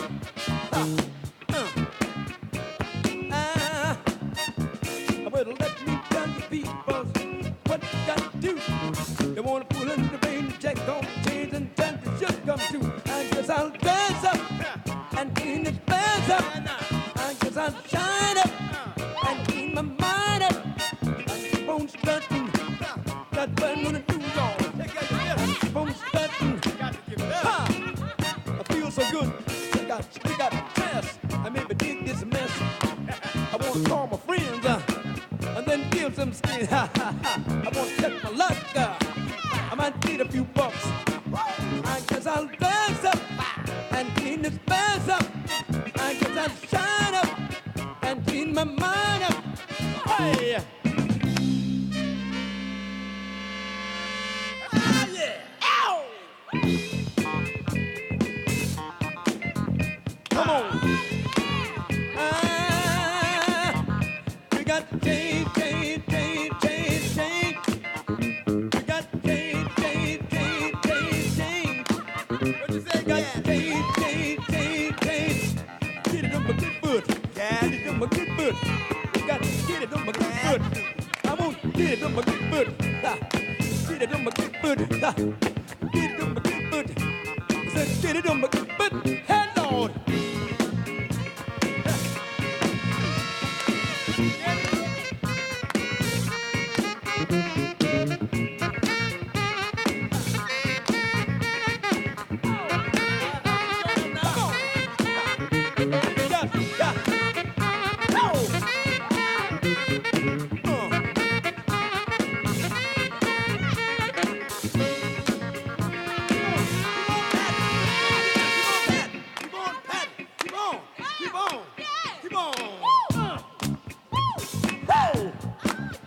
Come on.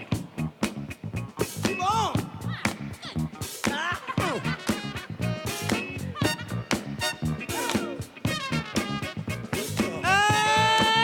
I guess I'll dress up and clean this mess up.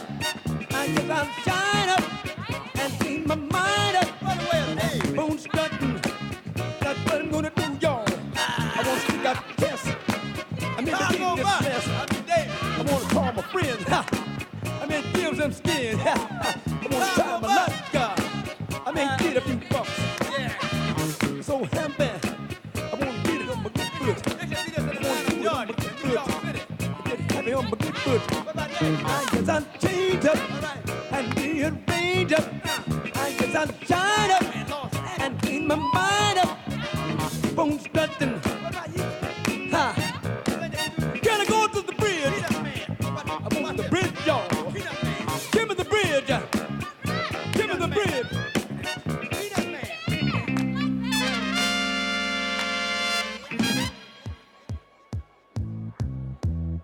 Wish I were here, y'all.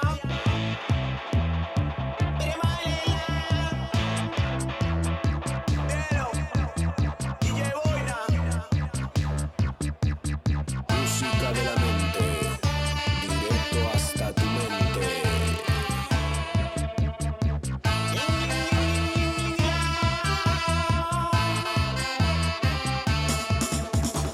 Somos la mente, básicamente, de tus ideas los remitentes. Y de repente ya no es urgente ser tan decente ni tan That's good. Good. Willem. Yeah.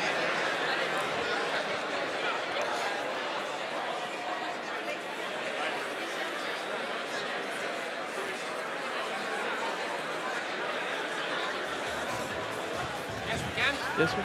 Okay.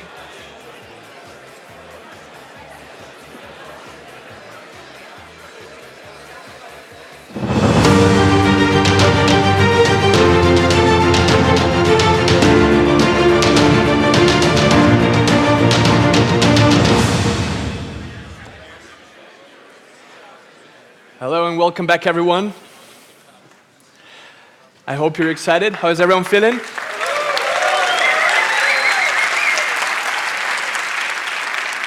This is the moment that many of you and many of us have been waiting for. So now we're going to start with the second part of our graduation ceremony. And the first thing, we have a speech by the head of the EIT Digital Master School. Please give a warm welcome to Mr. Arturo Varona.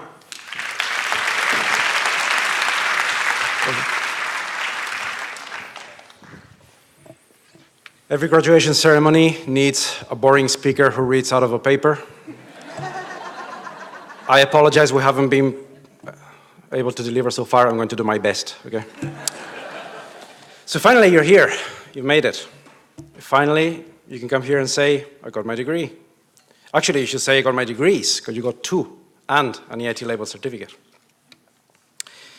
I want you to think back and realize just how much you have achieved. You have developed advanced skills in deep tech, which gives you an understanding of what technology really can do.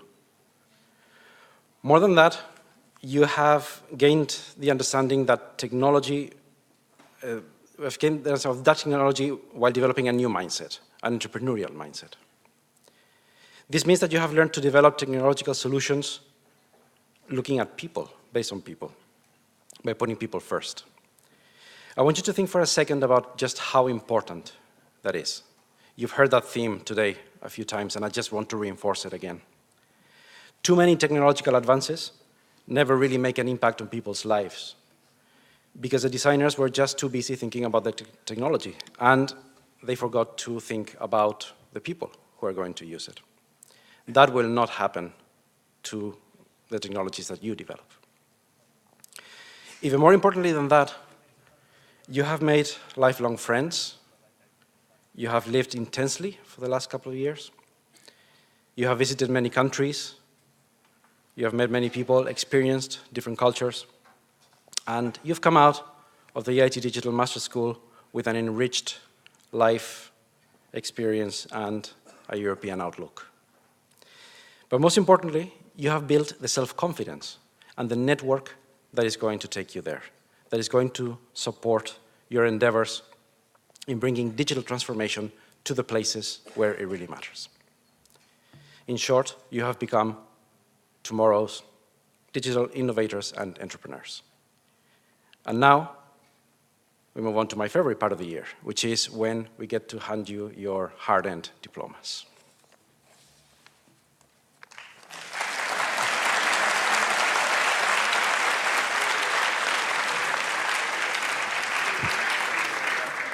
Thank you, Arturo. So now, this is the moment that everyone has been waiting for, the 30 seconds of fame of each of you graduates. I would like to invite on stage Arturo. Next, we're going to have Mr. Anders Flutstrom, who is going to give the scarf to each of the graduates. He is the director of the EIT Digital Academy. And I would also like to invite on stage Mr. Willem Jonker, who will shake the hands with each and one of you.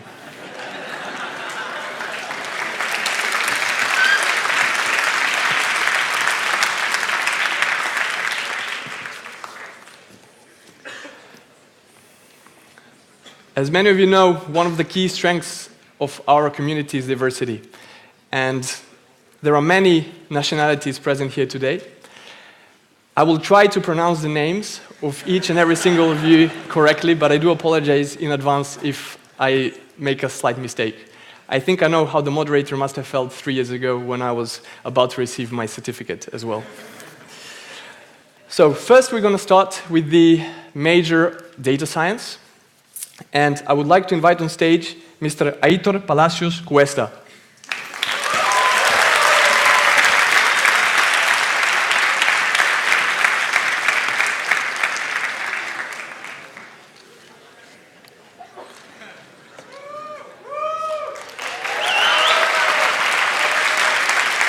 Next, we have Alejandro González Pérez.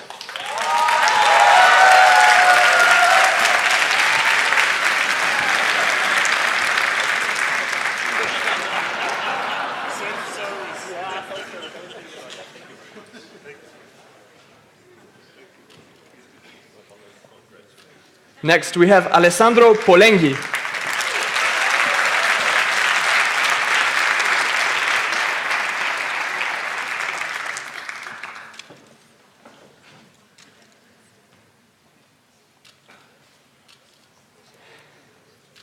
Next, we have Alessandro Terragni.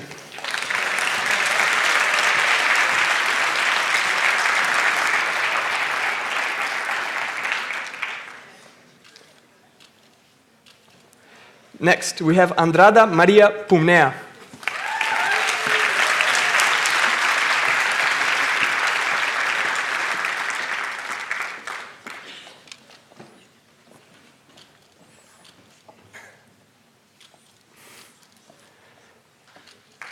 Next, we have Antonio Palladini.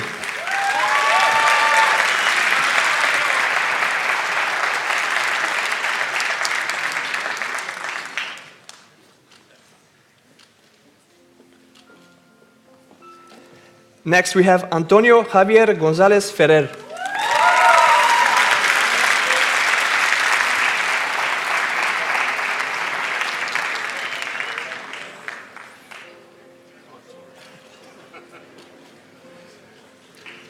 Next, we have Bo Lee.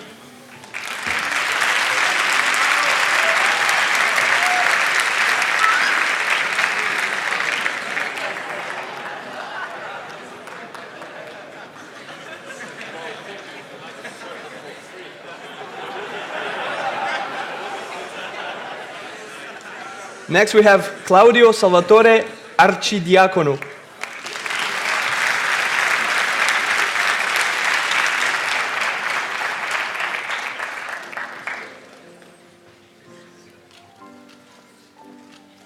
Next, we have Dan Knors.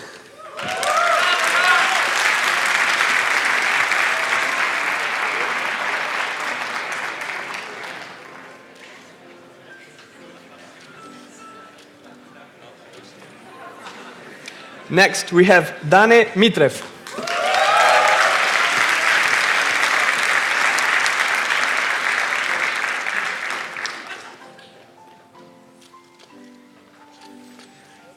Next, we have Davide Angileri.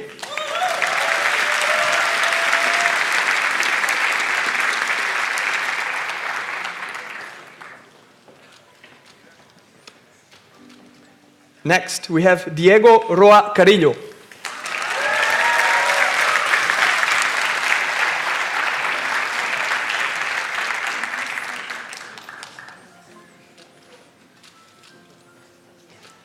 Next, we have Dina Mohamed.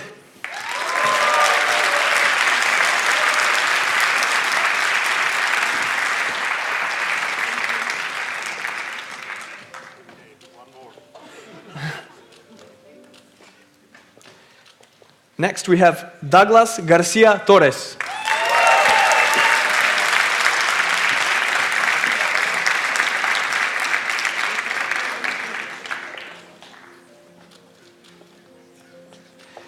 Next, we have Dai Pam.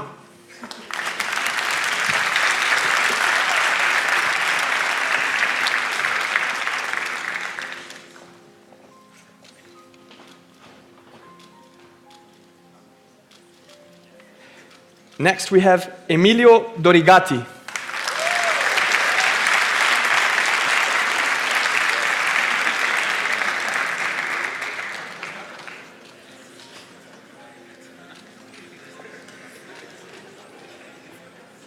Next, we have Gulis Kosan Mutlu.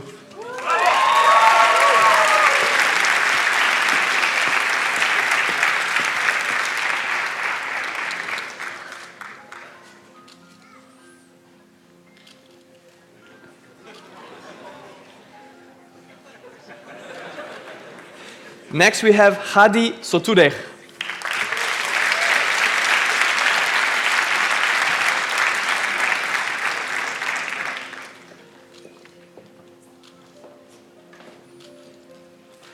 Next, we have Ivan Vigorito.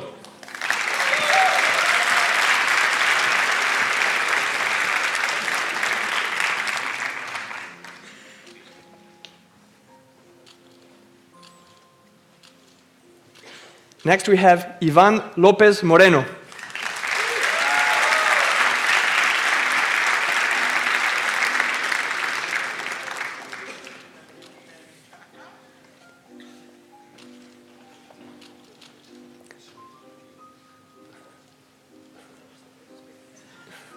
Next, we have Jamie Boixaros.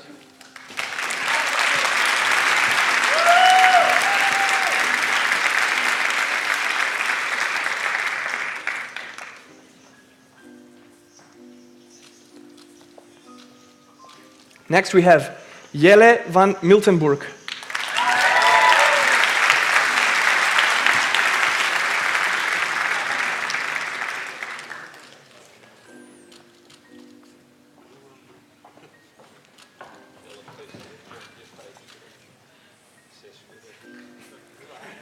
Next, we have Jose Luis Contreras.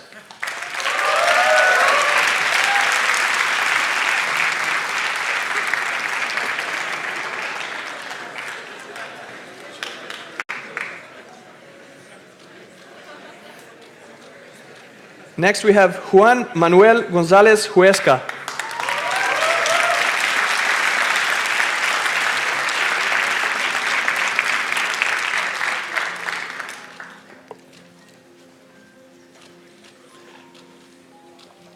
Next, we have Lorenzo Frigerio.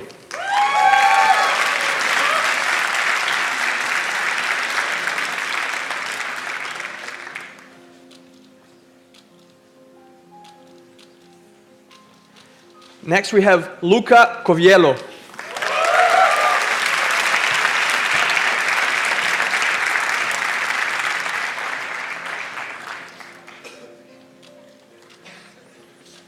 Next, we have Luis Galdo Seara.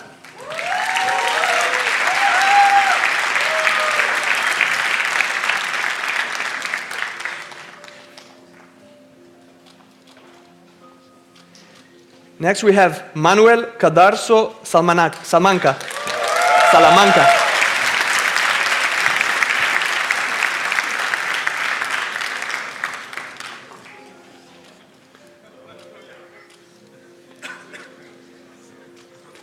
Next, we have Marc Cayuela Raffles.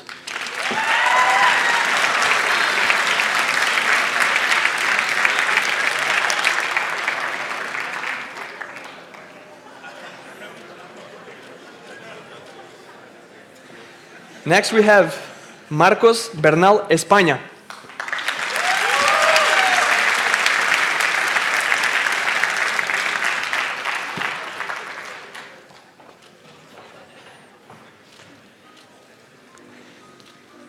Next we have Martin Ter Haag.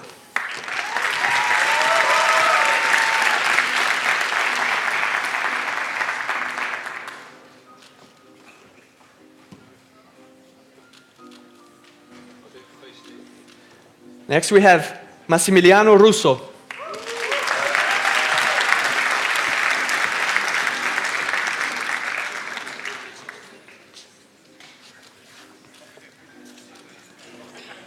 Next we have Matthias Manninger.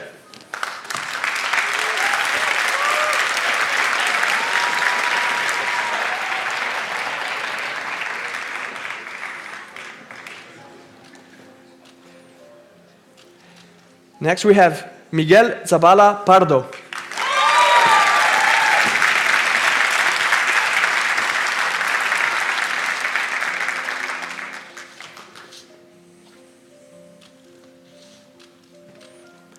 Next we have Nathan Adolfo Consuegra Rengifo.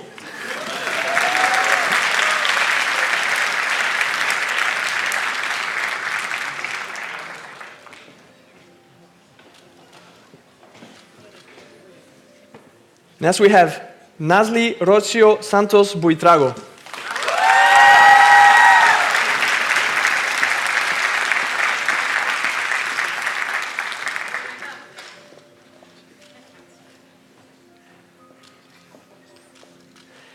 Next we have Pataravat Chormai.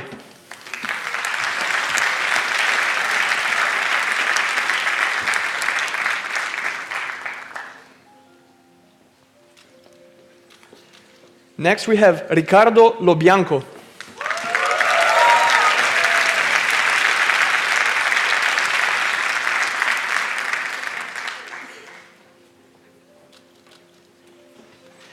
Next we have Rodrigo Manuel Para Zacarias.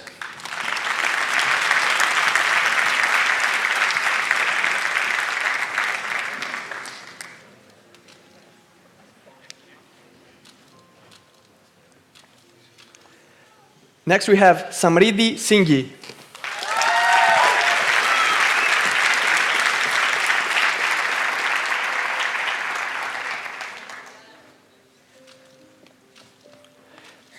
Next we have Santiago Xavier Salgado Miranda.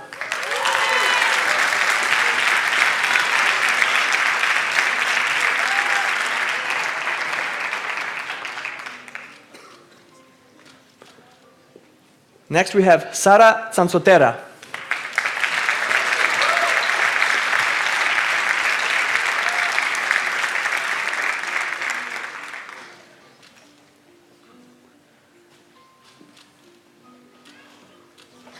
Next we have Shashank Srivastava.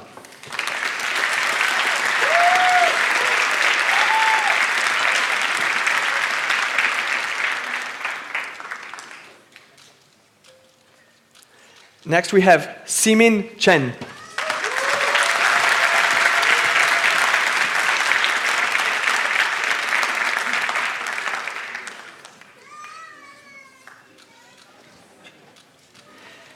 Next we have Tianyu Zhou.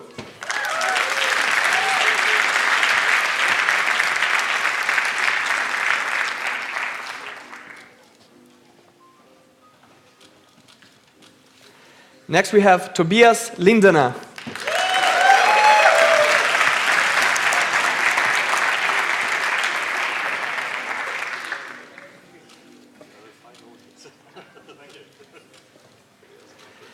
Next we have Tolga Buz.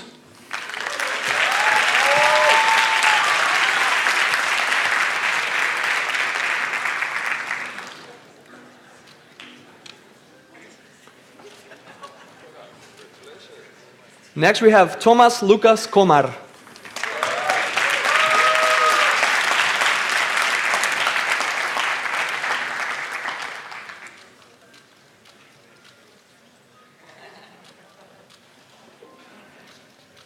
Next we have Thomas Szostak.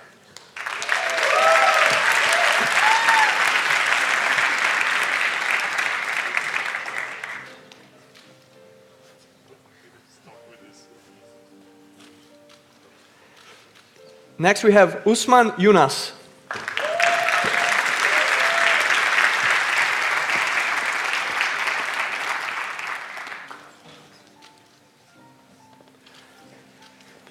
Next we have Veresh Elango.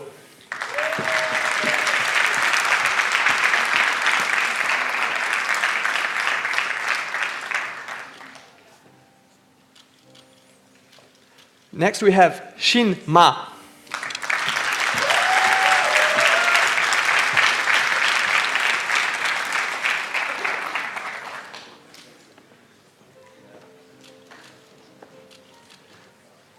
And finally, we have Zitong Lian.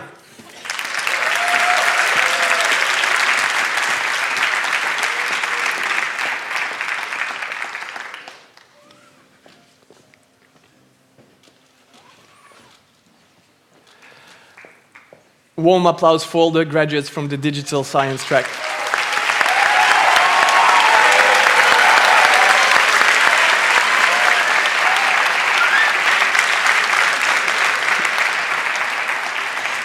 We now move to the next one, Human-Computer Interaction Design, or HCID. And first on the list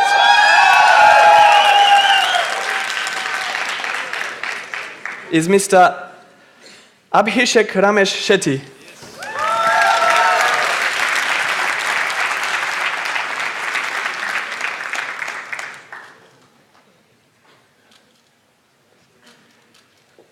Next we have Alessandro Capra.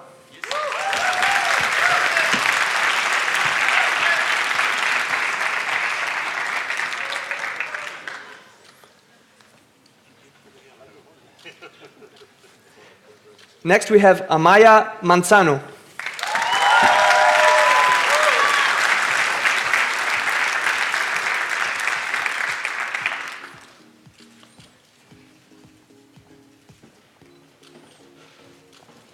Next we have Anna Kotina.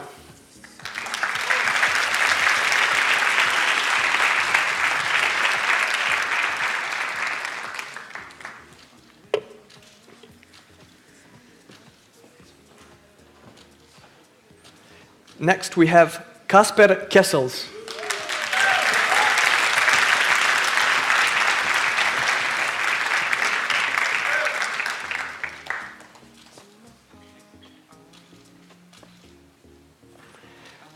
Next we have Emmanuel Carlen.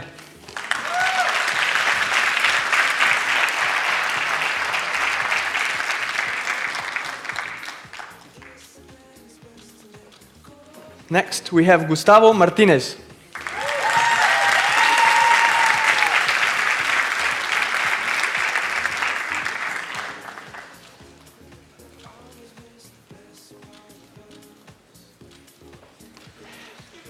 Next we have Jan Jaap de Groot.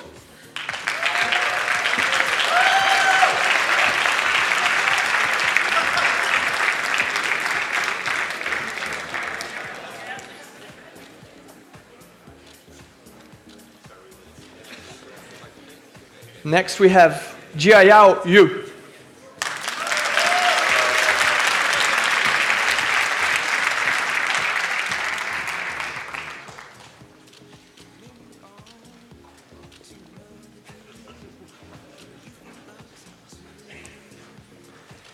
Next we have Jim Tolman.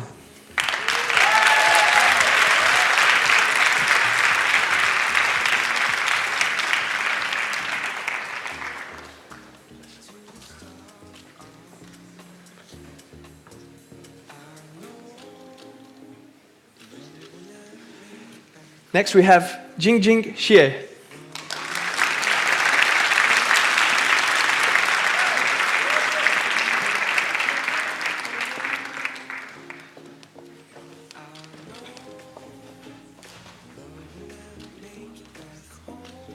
Next we have Jorinde Witte.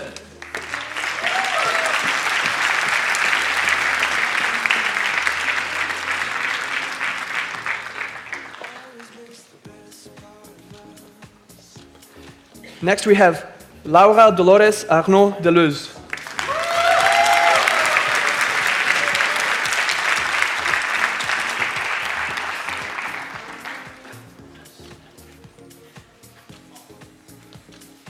Next we have Lucas Siqueira Rodriguez.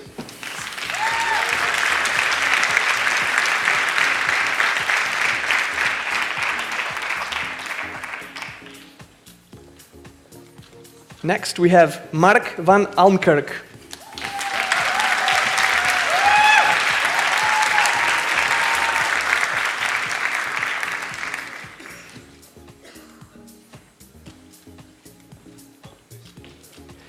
Next we have Maria Teresa Cardoso dos Santos Coelho.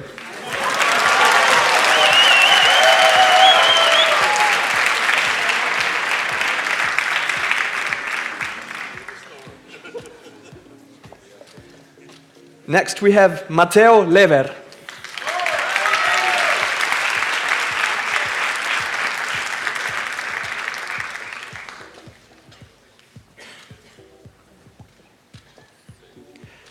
Next we have Mehmet Faik Marasligil.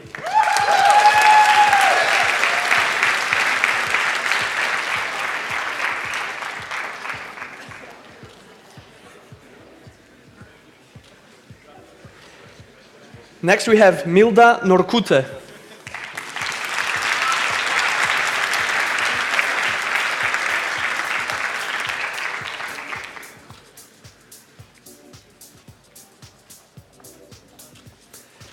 Next we have Mohit Ahuya.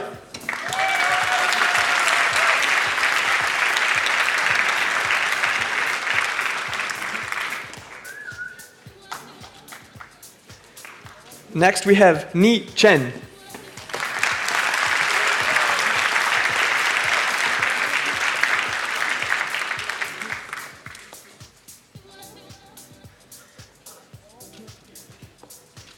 Next we have Nicola Marcon.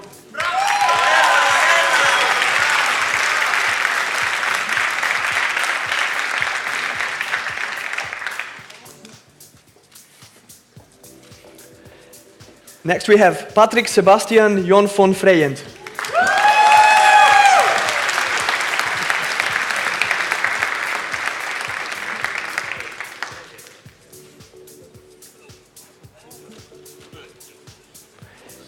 Next we have Peter de Wijkin.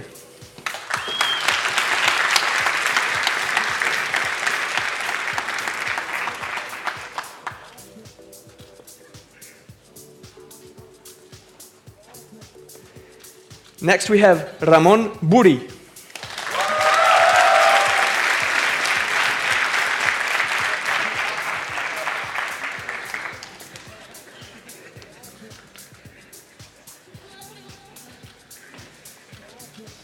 Next we have Rui Li.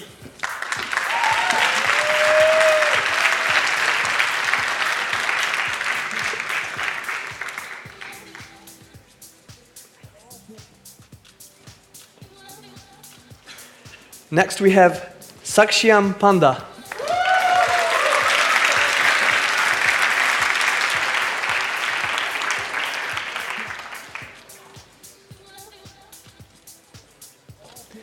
Next we have Sara Eriksson.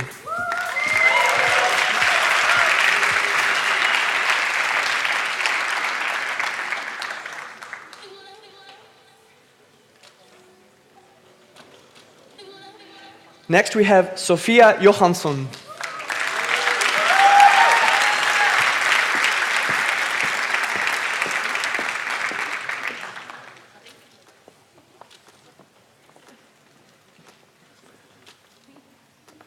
Next we have Sophie De Haan.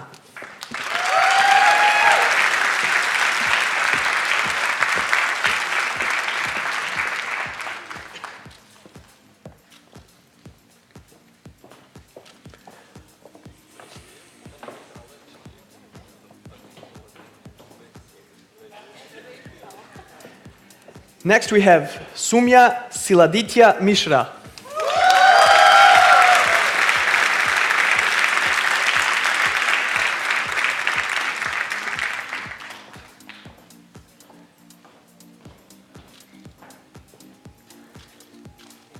Next we have Stefan Milenkovic.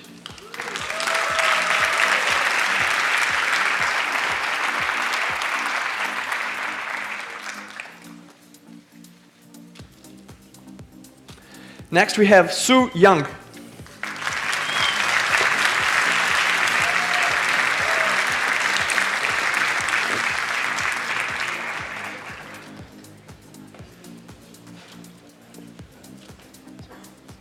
Next we have Sudarson Selvarai.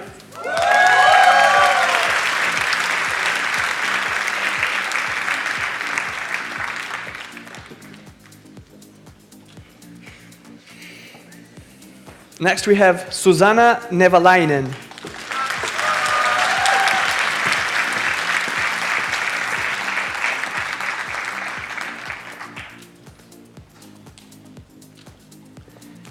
Next we have Thomas Langerak.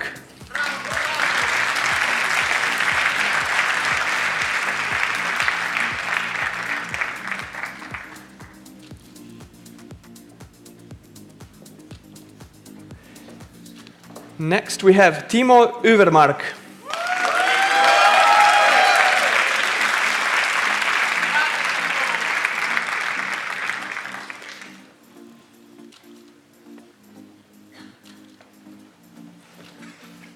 Next we have Verena Lindner.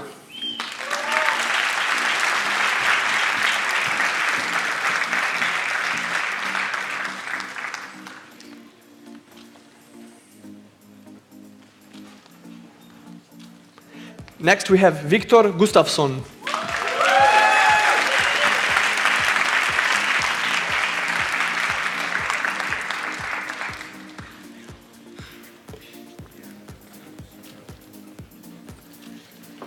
Next we have Xiangyi Wu.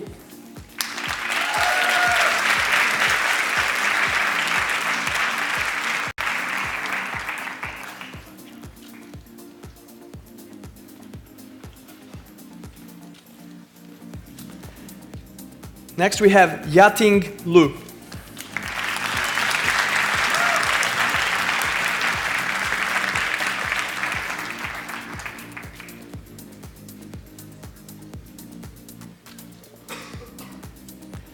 Next we have Yuan Chai.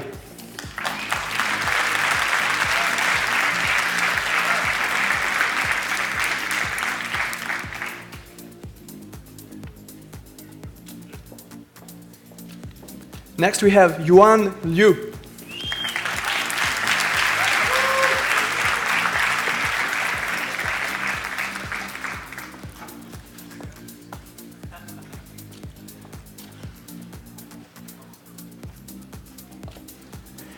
Next we have Tseyi Lu.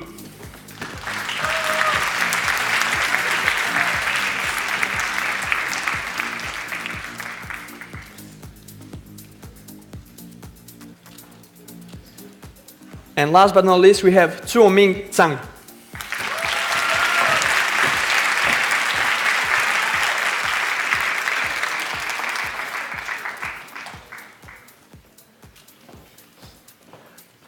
A warm applause for all the graduates from the HCID track.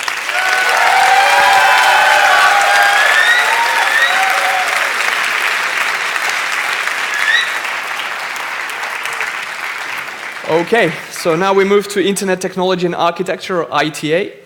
And first we have Abdul Rahman Nasreddin Bilal Mohammed.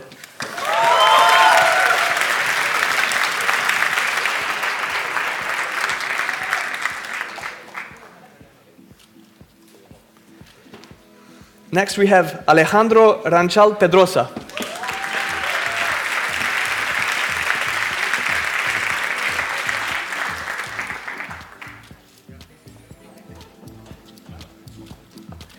Next we have Ana Maria Gonzalez Plaza.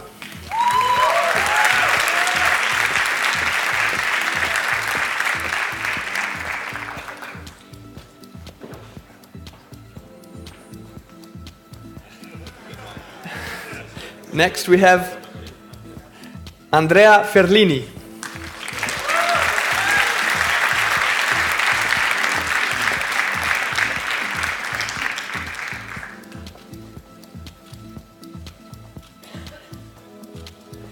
Next we have Andrea Valeo Puigivert.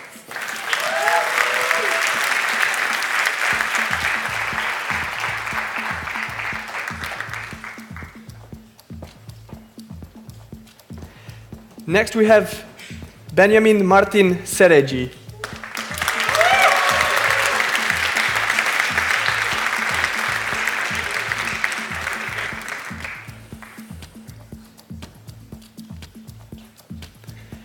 Next we have Burak Kelgindioglu.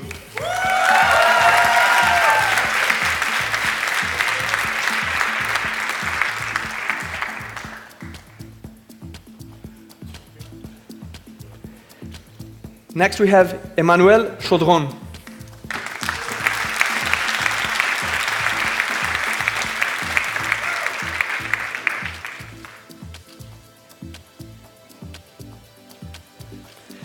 Next we have Gaurav Puri.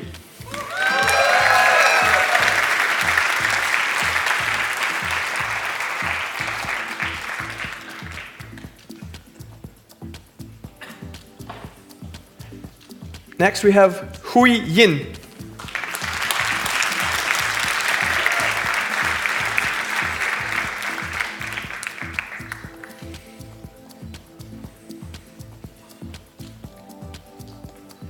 Next we have Israel Marquez Salinas.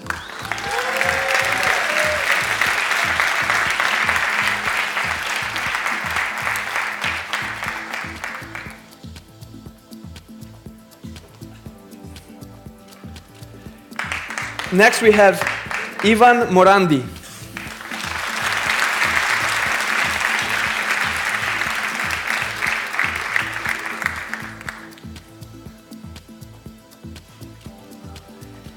Next we have Yaechul Lee.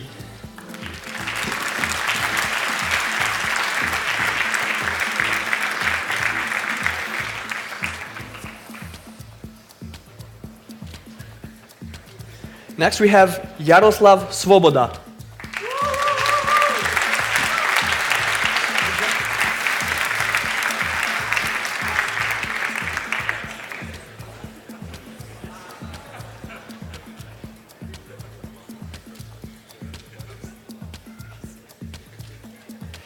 Next we have Joel Julia Matienzo Merodio.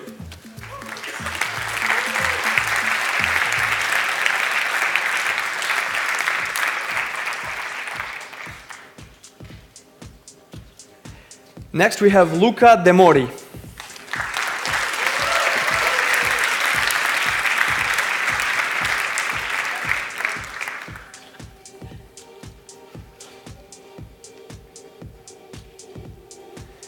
Next we have Mohammad Atikur Rahman Khan.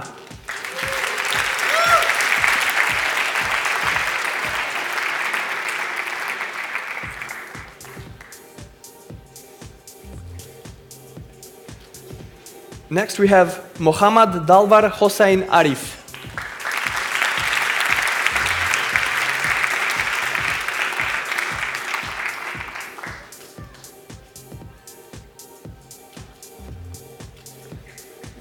Next we have Mohammad Shihab Karim.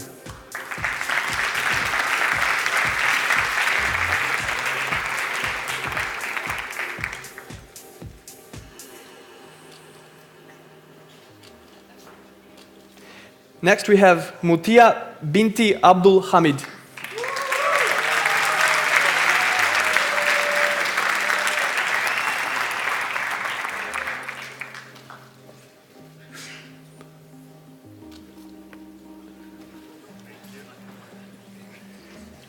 Next we have Omar Farouku.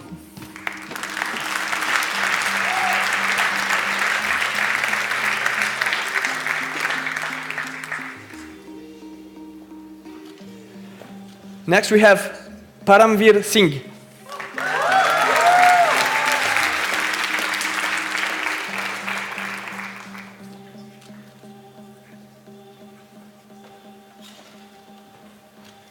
Next we have Parth Singh.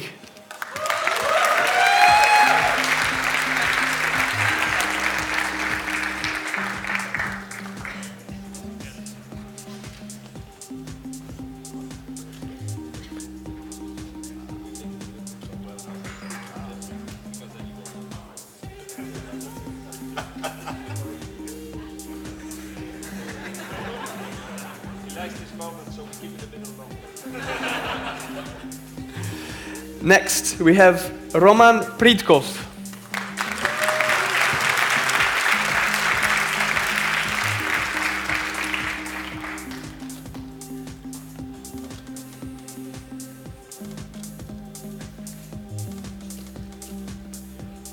Next, we have Salum Jimbara.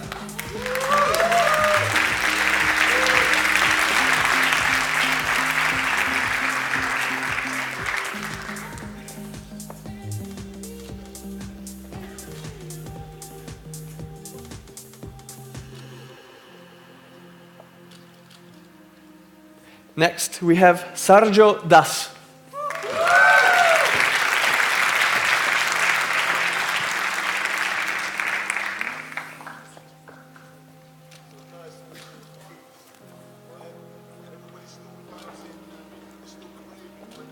Next, we have Theodor de Graaf.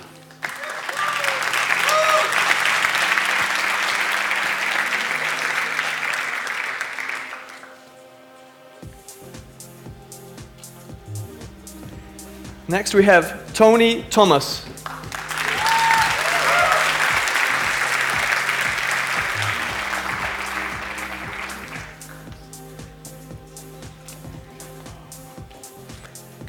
Next, we have Xin Yue Mao.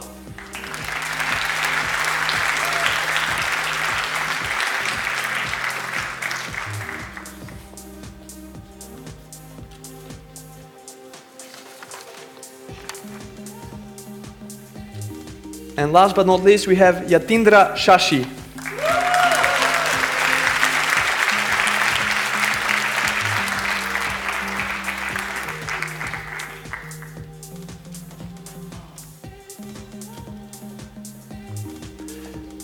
A round of applause for all the graduates from the ITA track.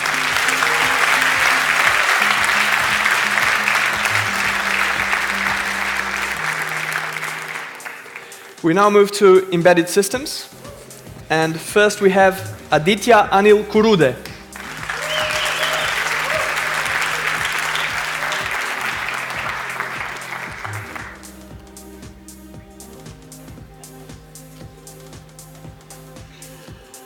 Now we have Amal Valavantara.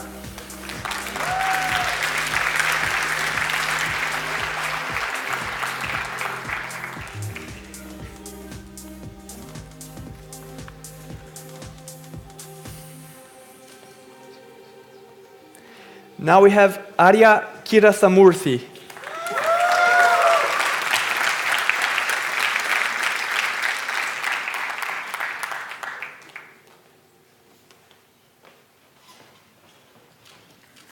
Next we have Asim Siddiqui.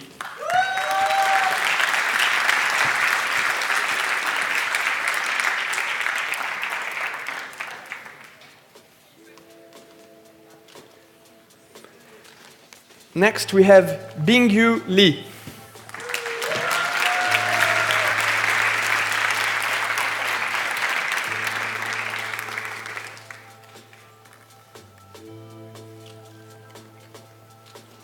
Next we have Derek Cardle.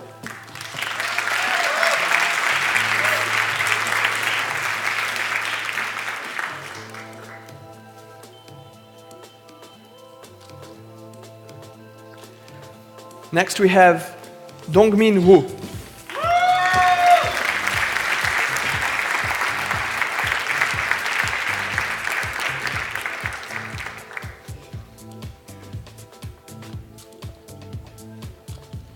Next we have Enrique Ortiz Pasamontes.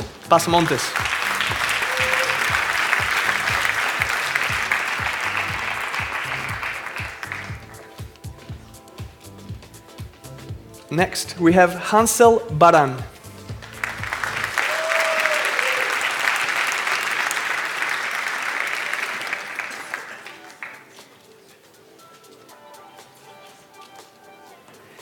Next we have Imran Habib.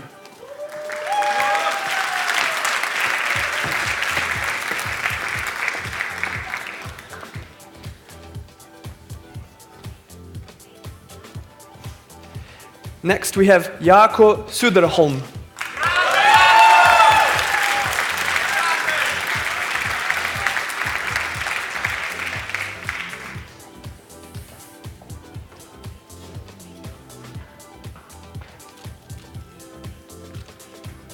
Next we have Jaisal Ashraf.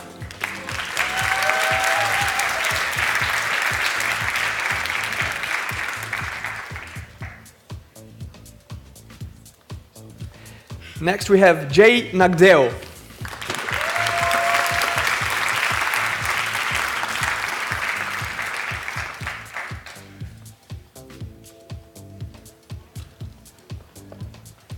Next we have Jiapeng Li.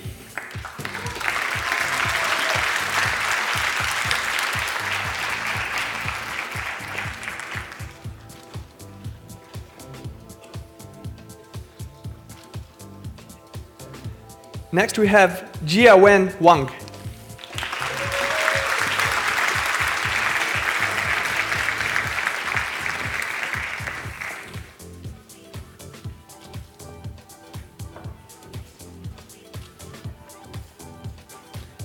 Next we have Jonas Valmaya.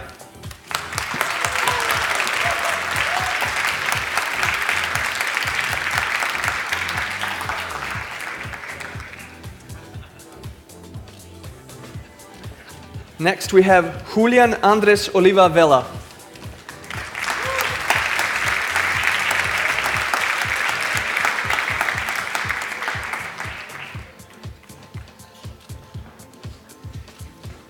Next we have Krishna Iyer Eyaswaran.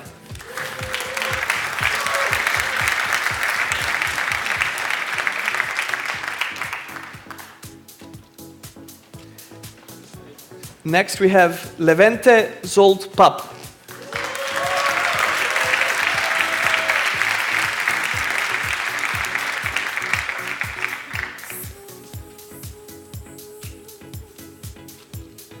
Next we have Louis Christophe Durand.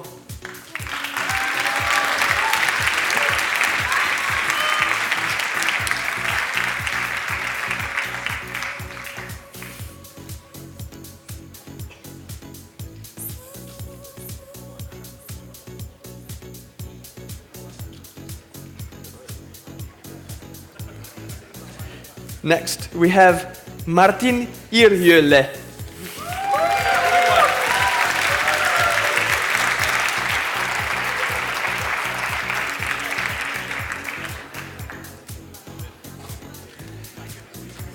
Next we have Mukul Bandodkar.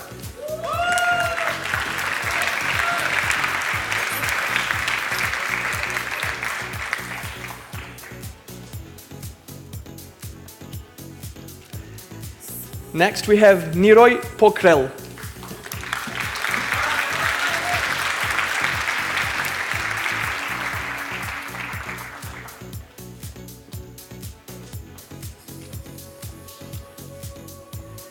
Next we have Nitesh Agarwal.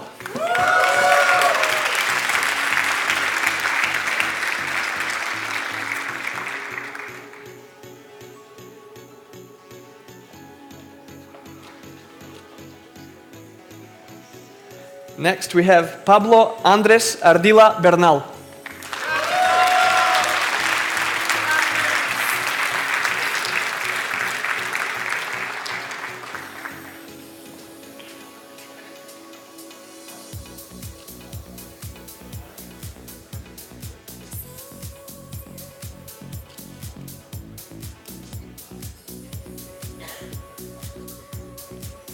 Next we have Pradeep Korivi.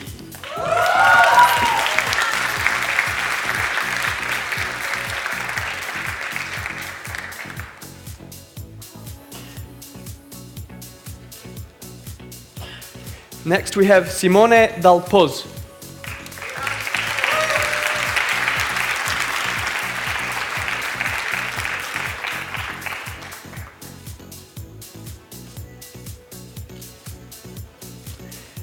Next we have Vineet Singh.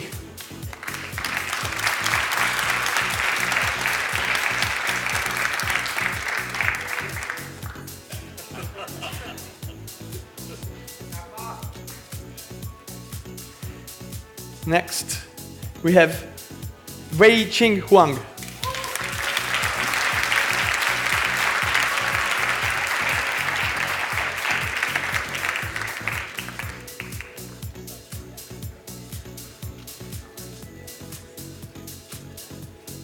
Next we have Xavier Palomo Teruel.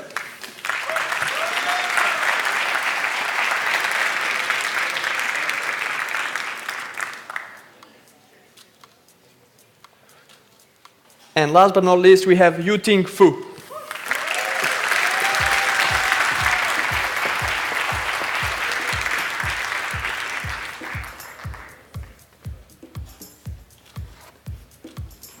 A round of applause, please, for all the graduates of the Embedded Systems track.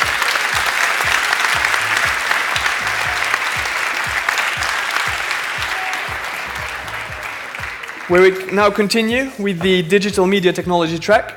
And first, I would like to invite on stage Andrea Leopardi.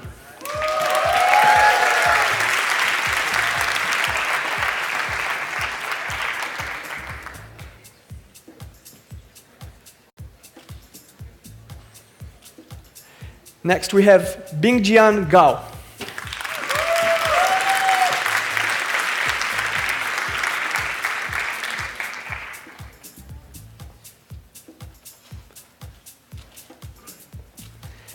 Next, we have Bingjing Xu.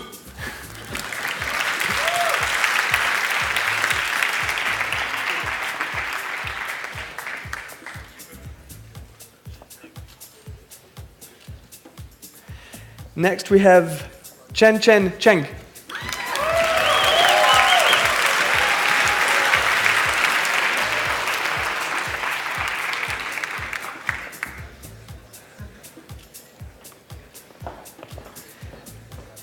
Next, we have Jin Tsu Kai.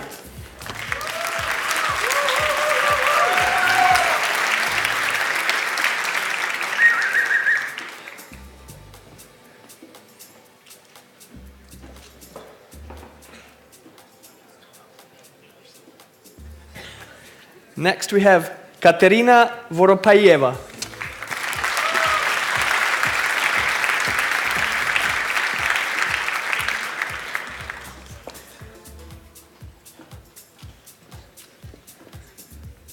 Next, we have Marco Zuliani.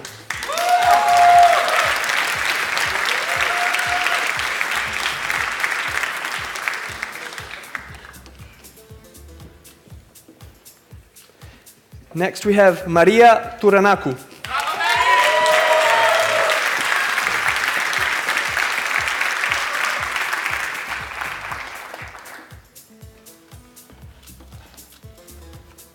Next, we have Mehedi Anam Sardar.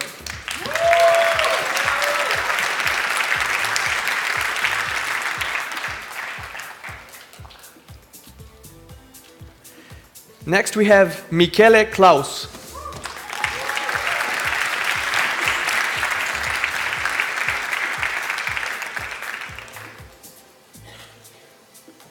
Next, we have Mohammad Omar Nasir.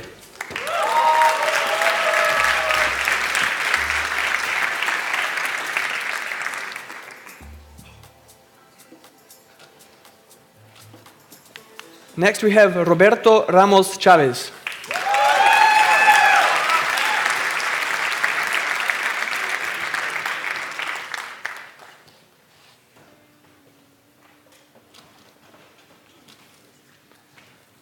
Next, we have Shuang Qiu.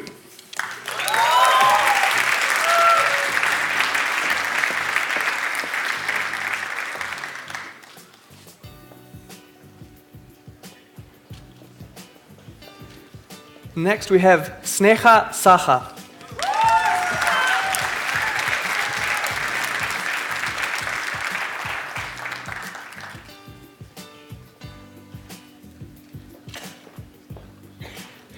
Next, we have Ying Yu.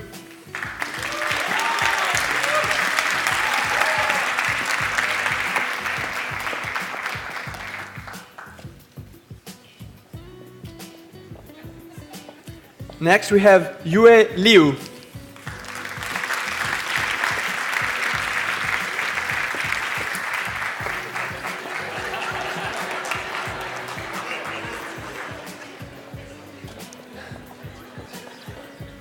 And last but not least, we have Yun Zheng.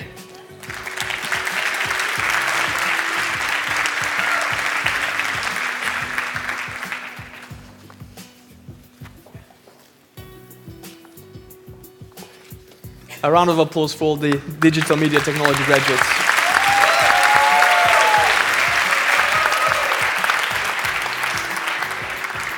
So we now move on to cloud computing and services. And first that I would like to invite on stage is Anil Sahin.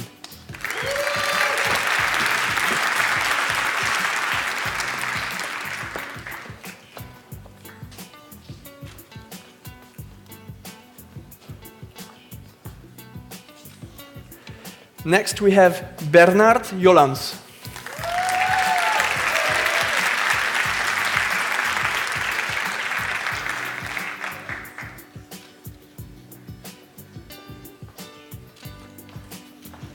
Next we have Debaditya Roy.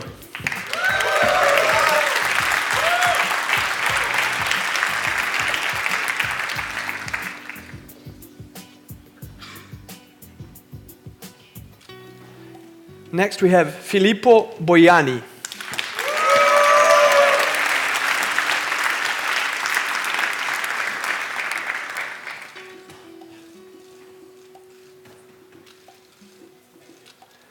Next we have Gabriel Villen.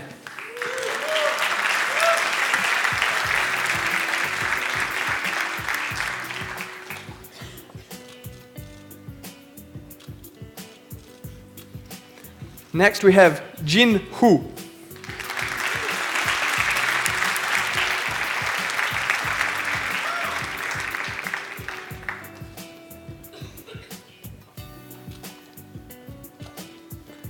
Next we have Jonathan Heiss.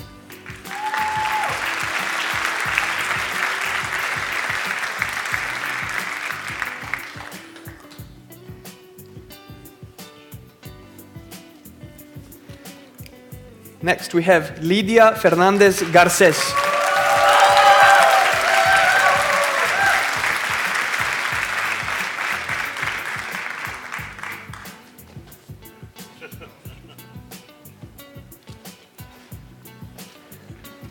Next we have Mulugeta Ayalev Tamiru.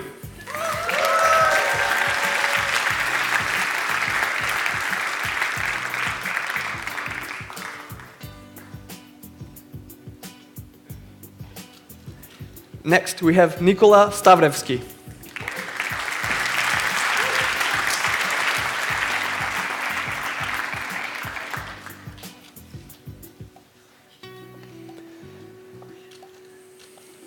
Next we have Omar Isaias Flores Galicia.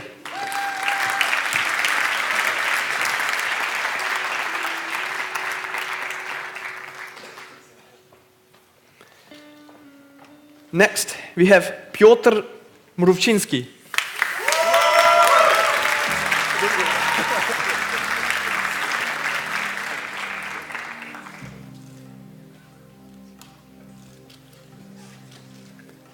Next we have Ravish Agarwal.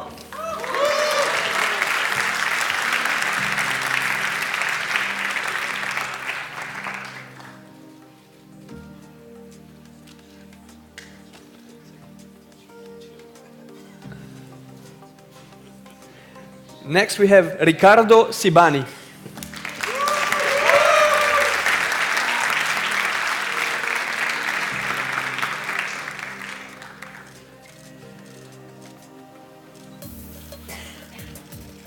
Next we have Robert Giovanni Bernard Carossi.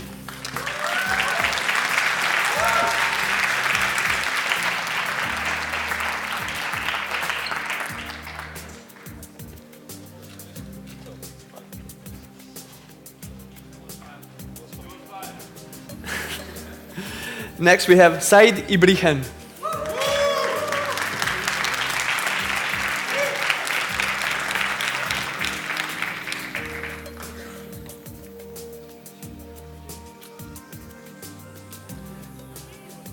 And last but not least, we have Xiaonan Xiao.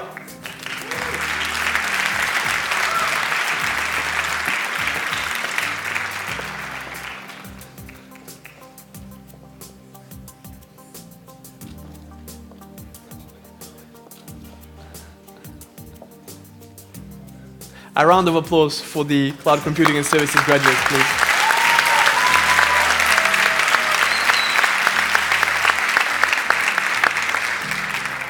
We continue with software and service architectures, and first is Alessio Spalino.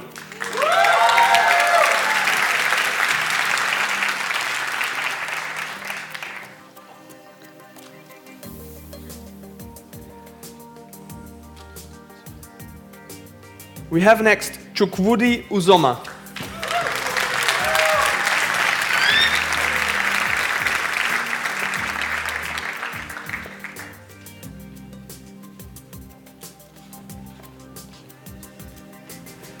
Next, we have Daniel Balázs Rataj.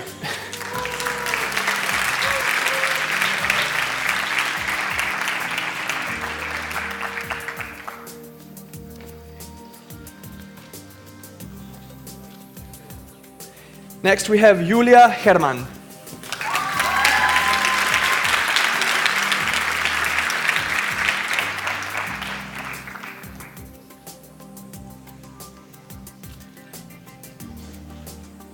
Next, we have Christoph Morva.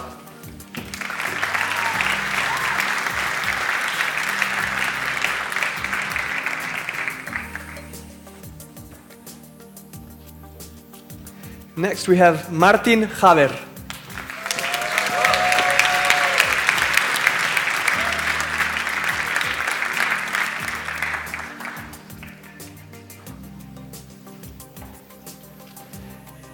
Next, we have Naji Shandor Tibor.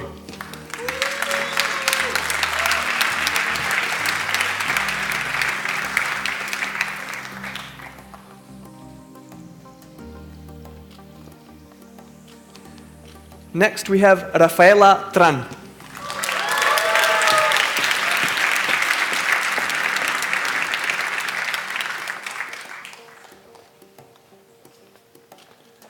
Next, we have Remco Kortekas.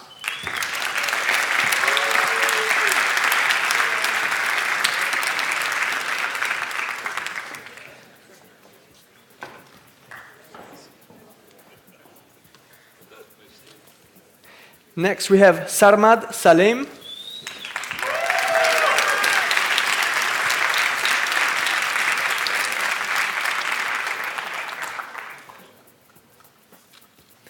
And last but not least, we have Sofia Chimiri.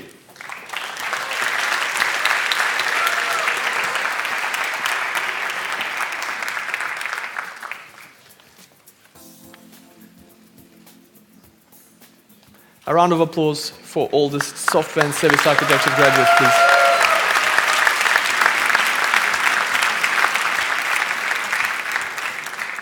Almost done. So we have the security and privacy track, and it's my pleasure to invite Alex Mariotto.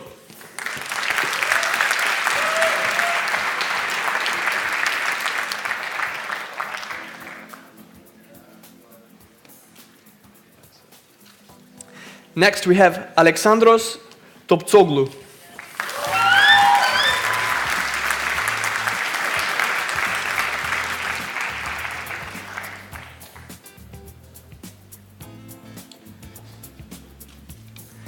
Next, we have Attila Rezzi.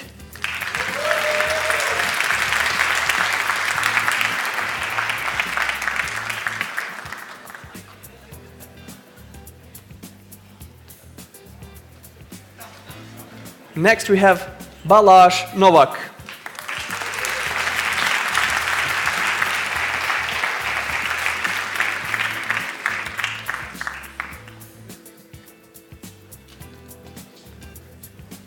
Next, we have Elia Geretto.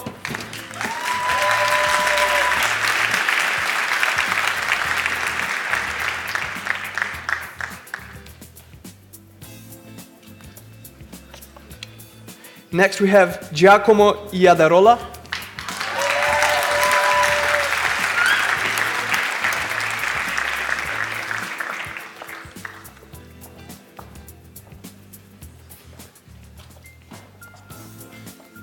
Next, we have János Gulaci.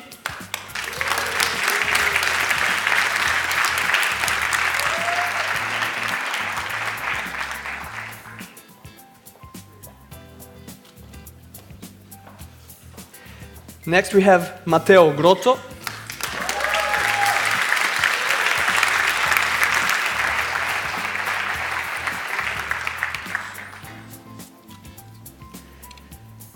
Next we have Nicolette Sipos.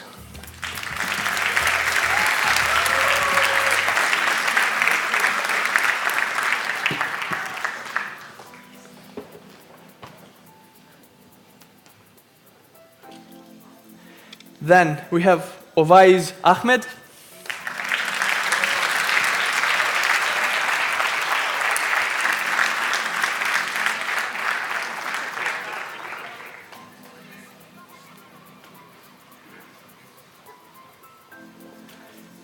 And lastly, we have someone that will never forget Eindhoven, because this is the place where he had his kickoff, summer school and graduation. Please welcome Vincent Ogwara.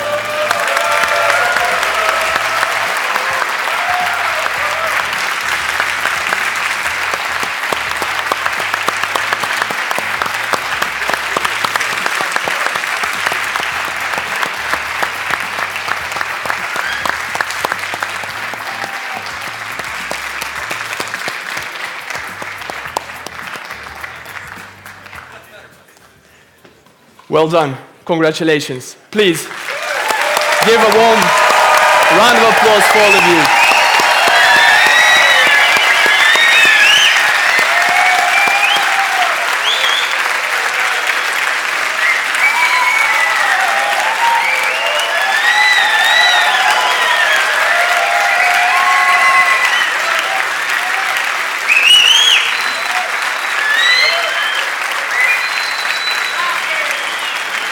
Okay. Now, behind every successful graduate here, there is probably a friend or family that is here with you tonight. So I would like to ask you to please all stand up, turn around, and give a warm round of applause to all the people that have supported you throughout these years.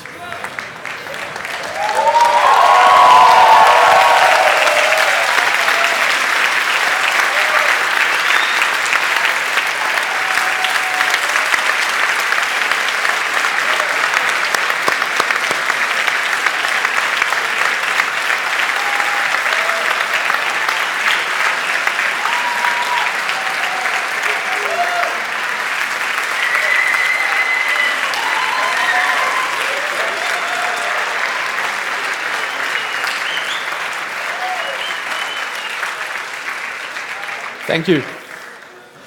Now, before we officially close this ceremony, there is one last important organizational matter that we would like to tell you about.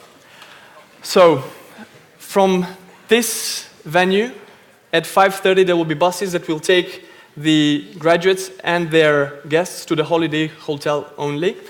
The others are probably accommodated within a walking distance. So buses will be organized only for these graduates that stay there. At 7:15, you should be already in the lobbies of your hotels. So from all of the hotels, there will be buses that will take you and drive you to the gala dinner, the venue Evoluon. At 8 o'clock, we have the cocktails, and then from 8:30, we have the city dinner, after which there will be a follow-up after party. And as Willem said, you need to remember to party hard tonight. There will be buses that will take you back from 10:30, 11:15, or the latest one is at 12. That's when the venue closes, but no one prohibits you from partying afterwards in the city. Yes.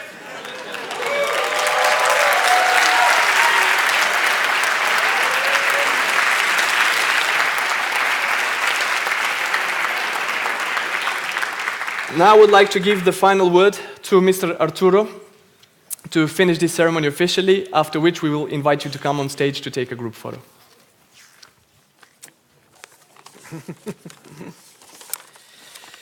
Now, I just want to finish by sharing a few thoughts with you. Before I ask you to look back and celebrate and reminisce over your time at the EIT Digital Master School, now I want you to look at the future. I want you to think of all the wonderful things that you're going to do with the skills, the insights, and the resources that you have now that you are EIT Digital alumni. And if you're not, join up now. We want you to wear that badge proudly, just as we are proud to have you in the EIT Digital family. I am immensely proud of what you have achieved today and over these last 2 years, as I am sure you are too. Now get out there, make life better for everyone. If anyone can do it, it's you. Now get out there and have fun. Thank you.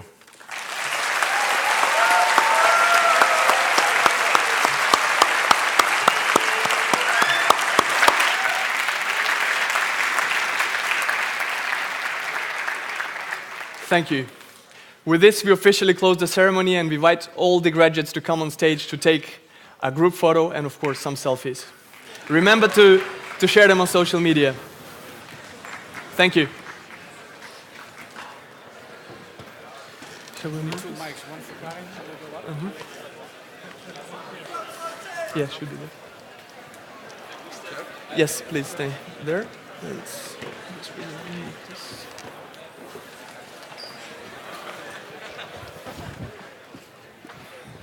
Do we need to move the stand? Do we need to move the stand at the podium where the speakers? I can see. Do we need to move? Yeah. Well, if it's possible. Here's een microfoon voor jou. Oké, goed. Ik ga er boven. Hoe kom ik boven via die zijkant daar? Ja, en ja, dat weet ik niet. Gewoon, ja. You don't know me, I don't know who you are, but I know that you live with me under these stars. Or I don't know you, you don't know who we are, but I'm on your team, you can throw me the ball. You move in ways and play rules I don't know, or they strange, that's okay, I'm a fast learner, so let's go!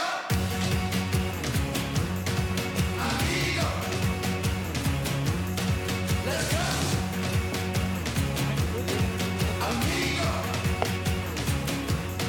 Let's go! I'm gonna follow if you take the lead. Strangers are strangers until they meet. I'm gonna follow if you take the lead. Strangers are strangers until they meet.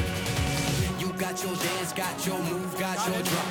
It ain't nothing like my song, but it do sound like fun. What that song you got in your headphone, can I listen me some? I know you think I'm a little different, but I'm still somebody's son. Where you go and what you drinking, can I have me one? It's all boa, it's all good, it's all bueno, bene bon. Let's go! Big guy. Amigo. Let's go! Amigo. Let's go! I'm gonna follow if you take the lead. Strangers are strangers until they meet. I'm gonna follow if you take the lead. Strangers are strangers until they meet. Oh, come with me. Oh, come with me. Oh, come with me. Oh, come with me. Oh, come.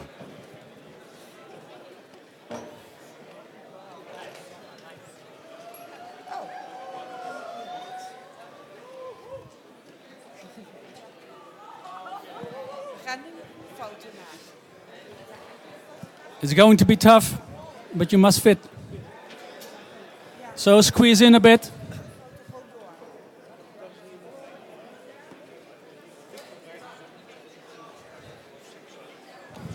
Ja. Nee, dat gaat Karin. Ah, oké. Komt goed, dankjewel.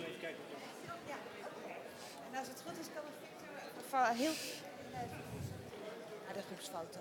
Toch?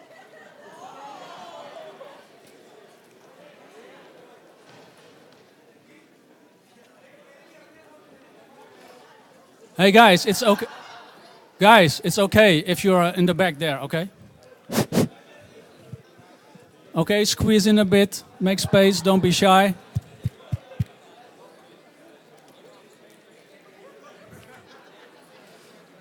Maar niks.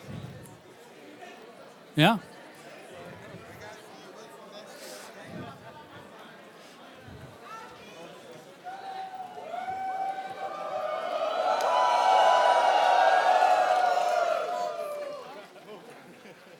That was a good rehearsal.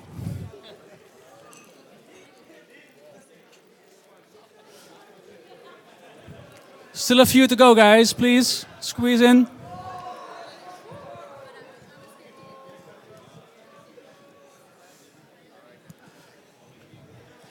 Okay, listen up, please. Because I have the mic, so you know, Bortje, he did all the easy part, and I have to guide now the group picture. But before I do, you know, organizing this event is a great thing for us to do here in Eindhoven in the team. We were together with the Stockholm team, obviously, and a lot of people involved, but there are two people in particular that I like to thank. One is over here, but I'm not sure about the other. Asle, where are you? Please, okay, come here. Okay, guys, make some space for this lovely lady. Just push, you know, some will fall off, doesn't matter. No, maybe go here. Yeah, otherwise. With Doreen, come on. Okay, guys, without these two people, none of you would have been here. So please give them a very loud applause.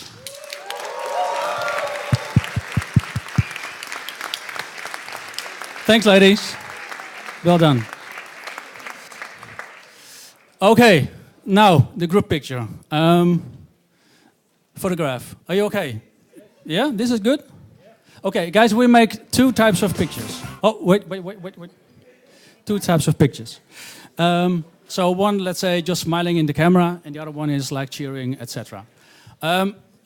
People who know me, I have two rules when it comes to group pictures, right? Hey, guys, are you listening? Okay. Two rules. Rule number one, make sure that you see the camera, because then the camera sees you, okay? Otherwise, you won't be on the picture. Second rule, and that's a very easy one, keep on smiling. Okay? Can you do that? So first we take the serious one, and when you say this, then it's okay, and then we take the other one, okay? Yeah? Okay. Is it already happening? No. I count to 3. You count to 3, okay, he counts to 3. 1, 2, 3.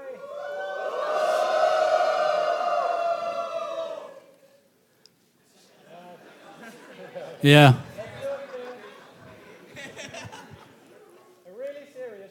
Yeah, really serious. Okay. Okay, that's serious enough. Okay. And now the wild one? Yep. Okay, so you can throw your scarf, but make sure that you don't throw your diploma, right?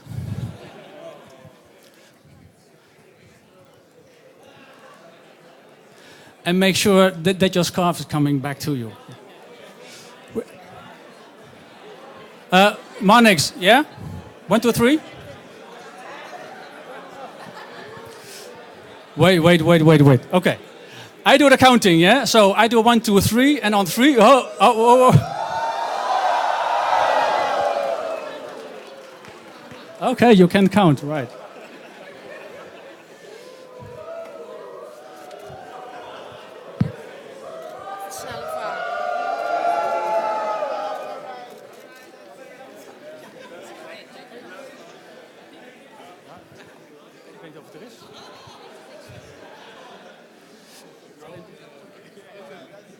Marnix? Okay. That was a good rehearsal again. So now, you know, wait for me. On 3, I want really wild, you know. This was nothing, really wild, okay? 1, 2, go.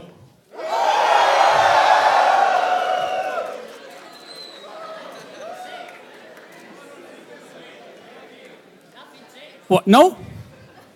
What? Another time. One more. One more. Oh, one more. Yeah, because we want to have a real good one. And throw the scarves in the air. Oh, yeah. You need to throw them really up. Yeah, throw. Yeah. Maybe I wasn't clear. So throw. Okay. So 1, 2, go, right? 1, 2, go. Yeah, thank you.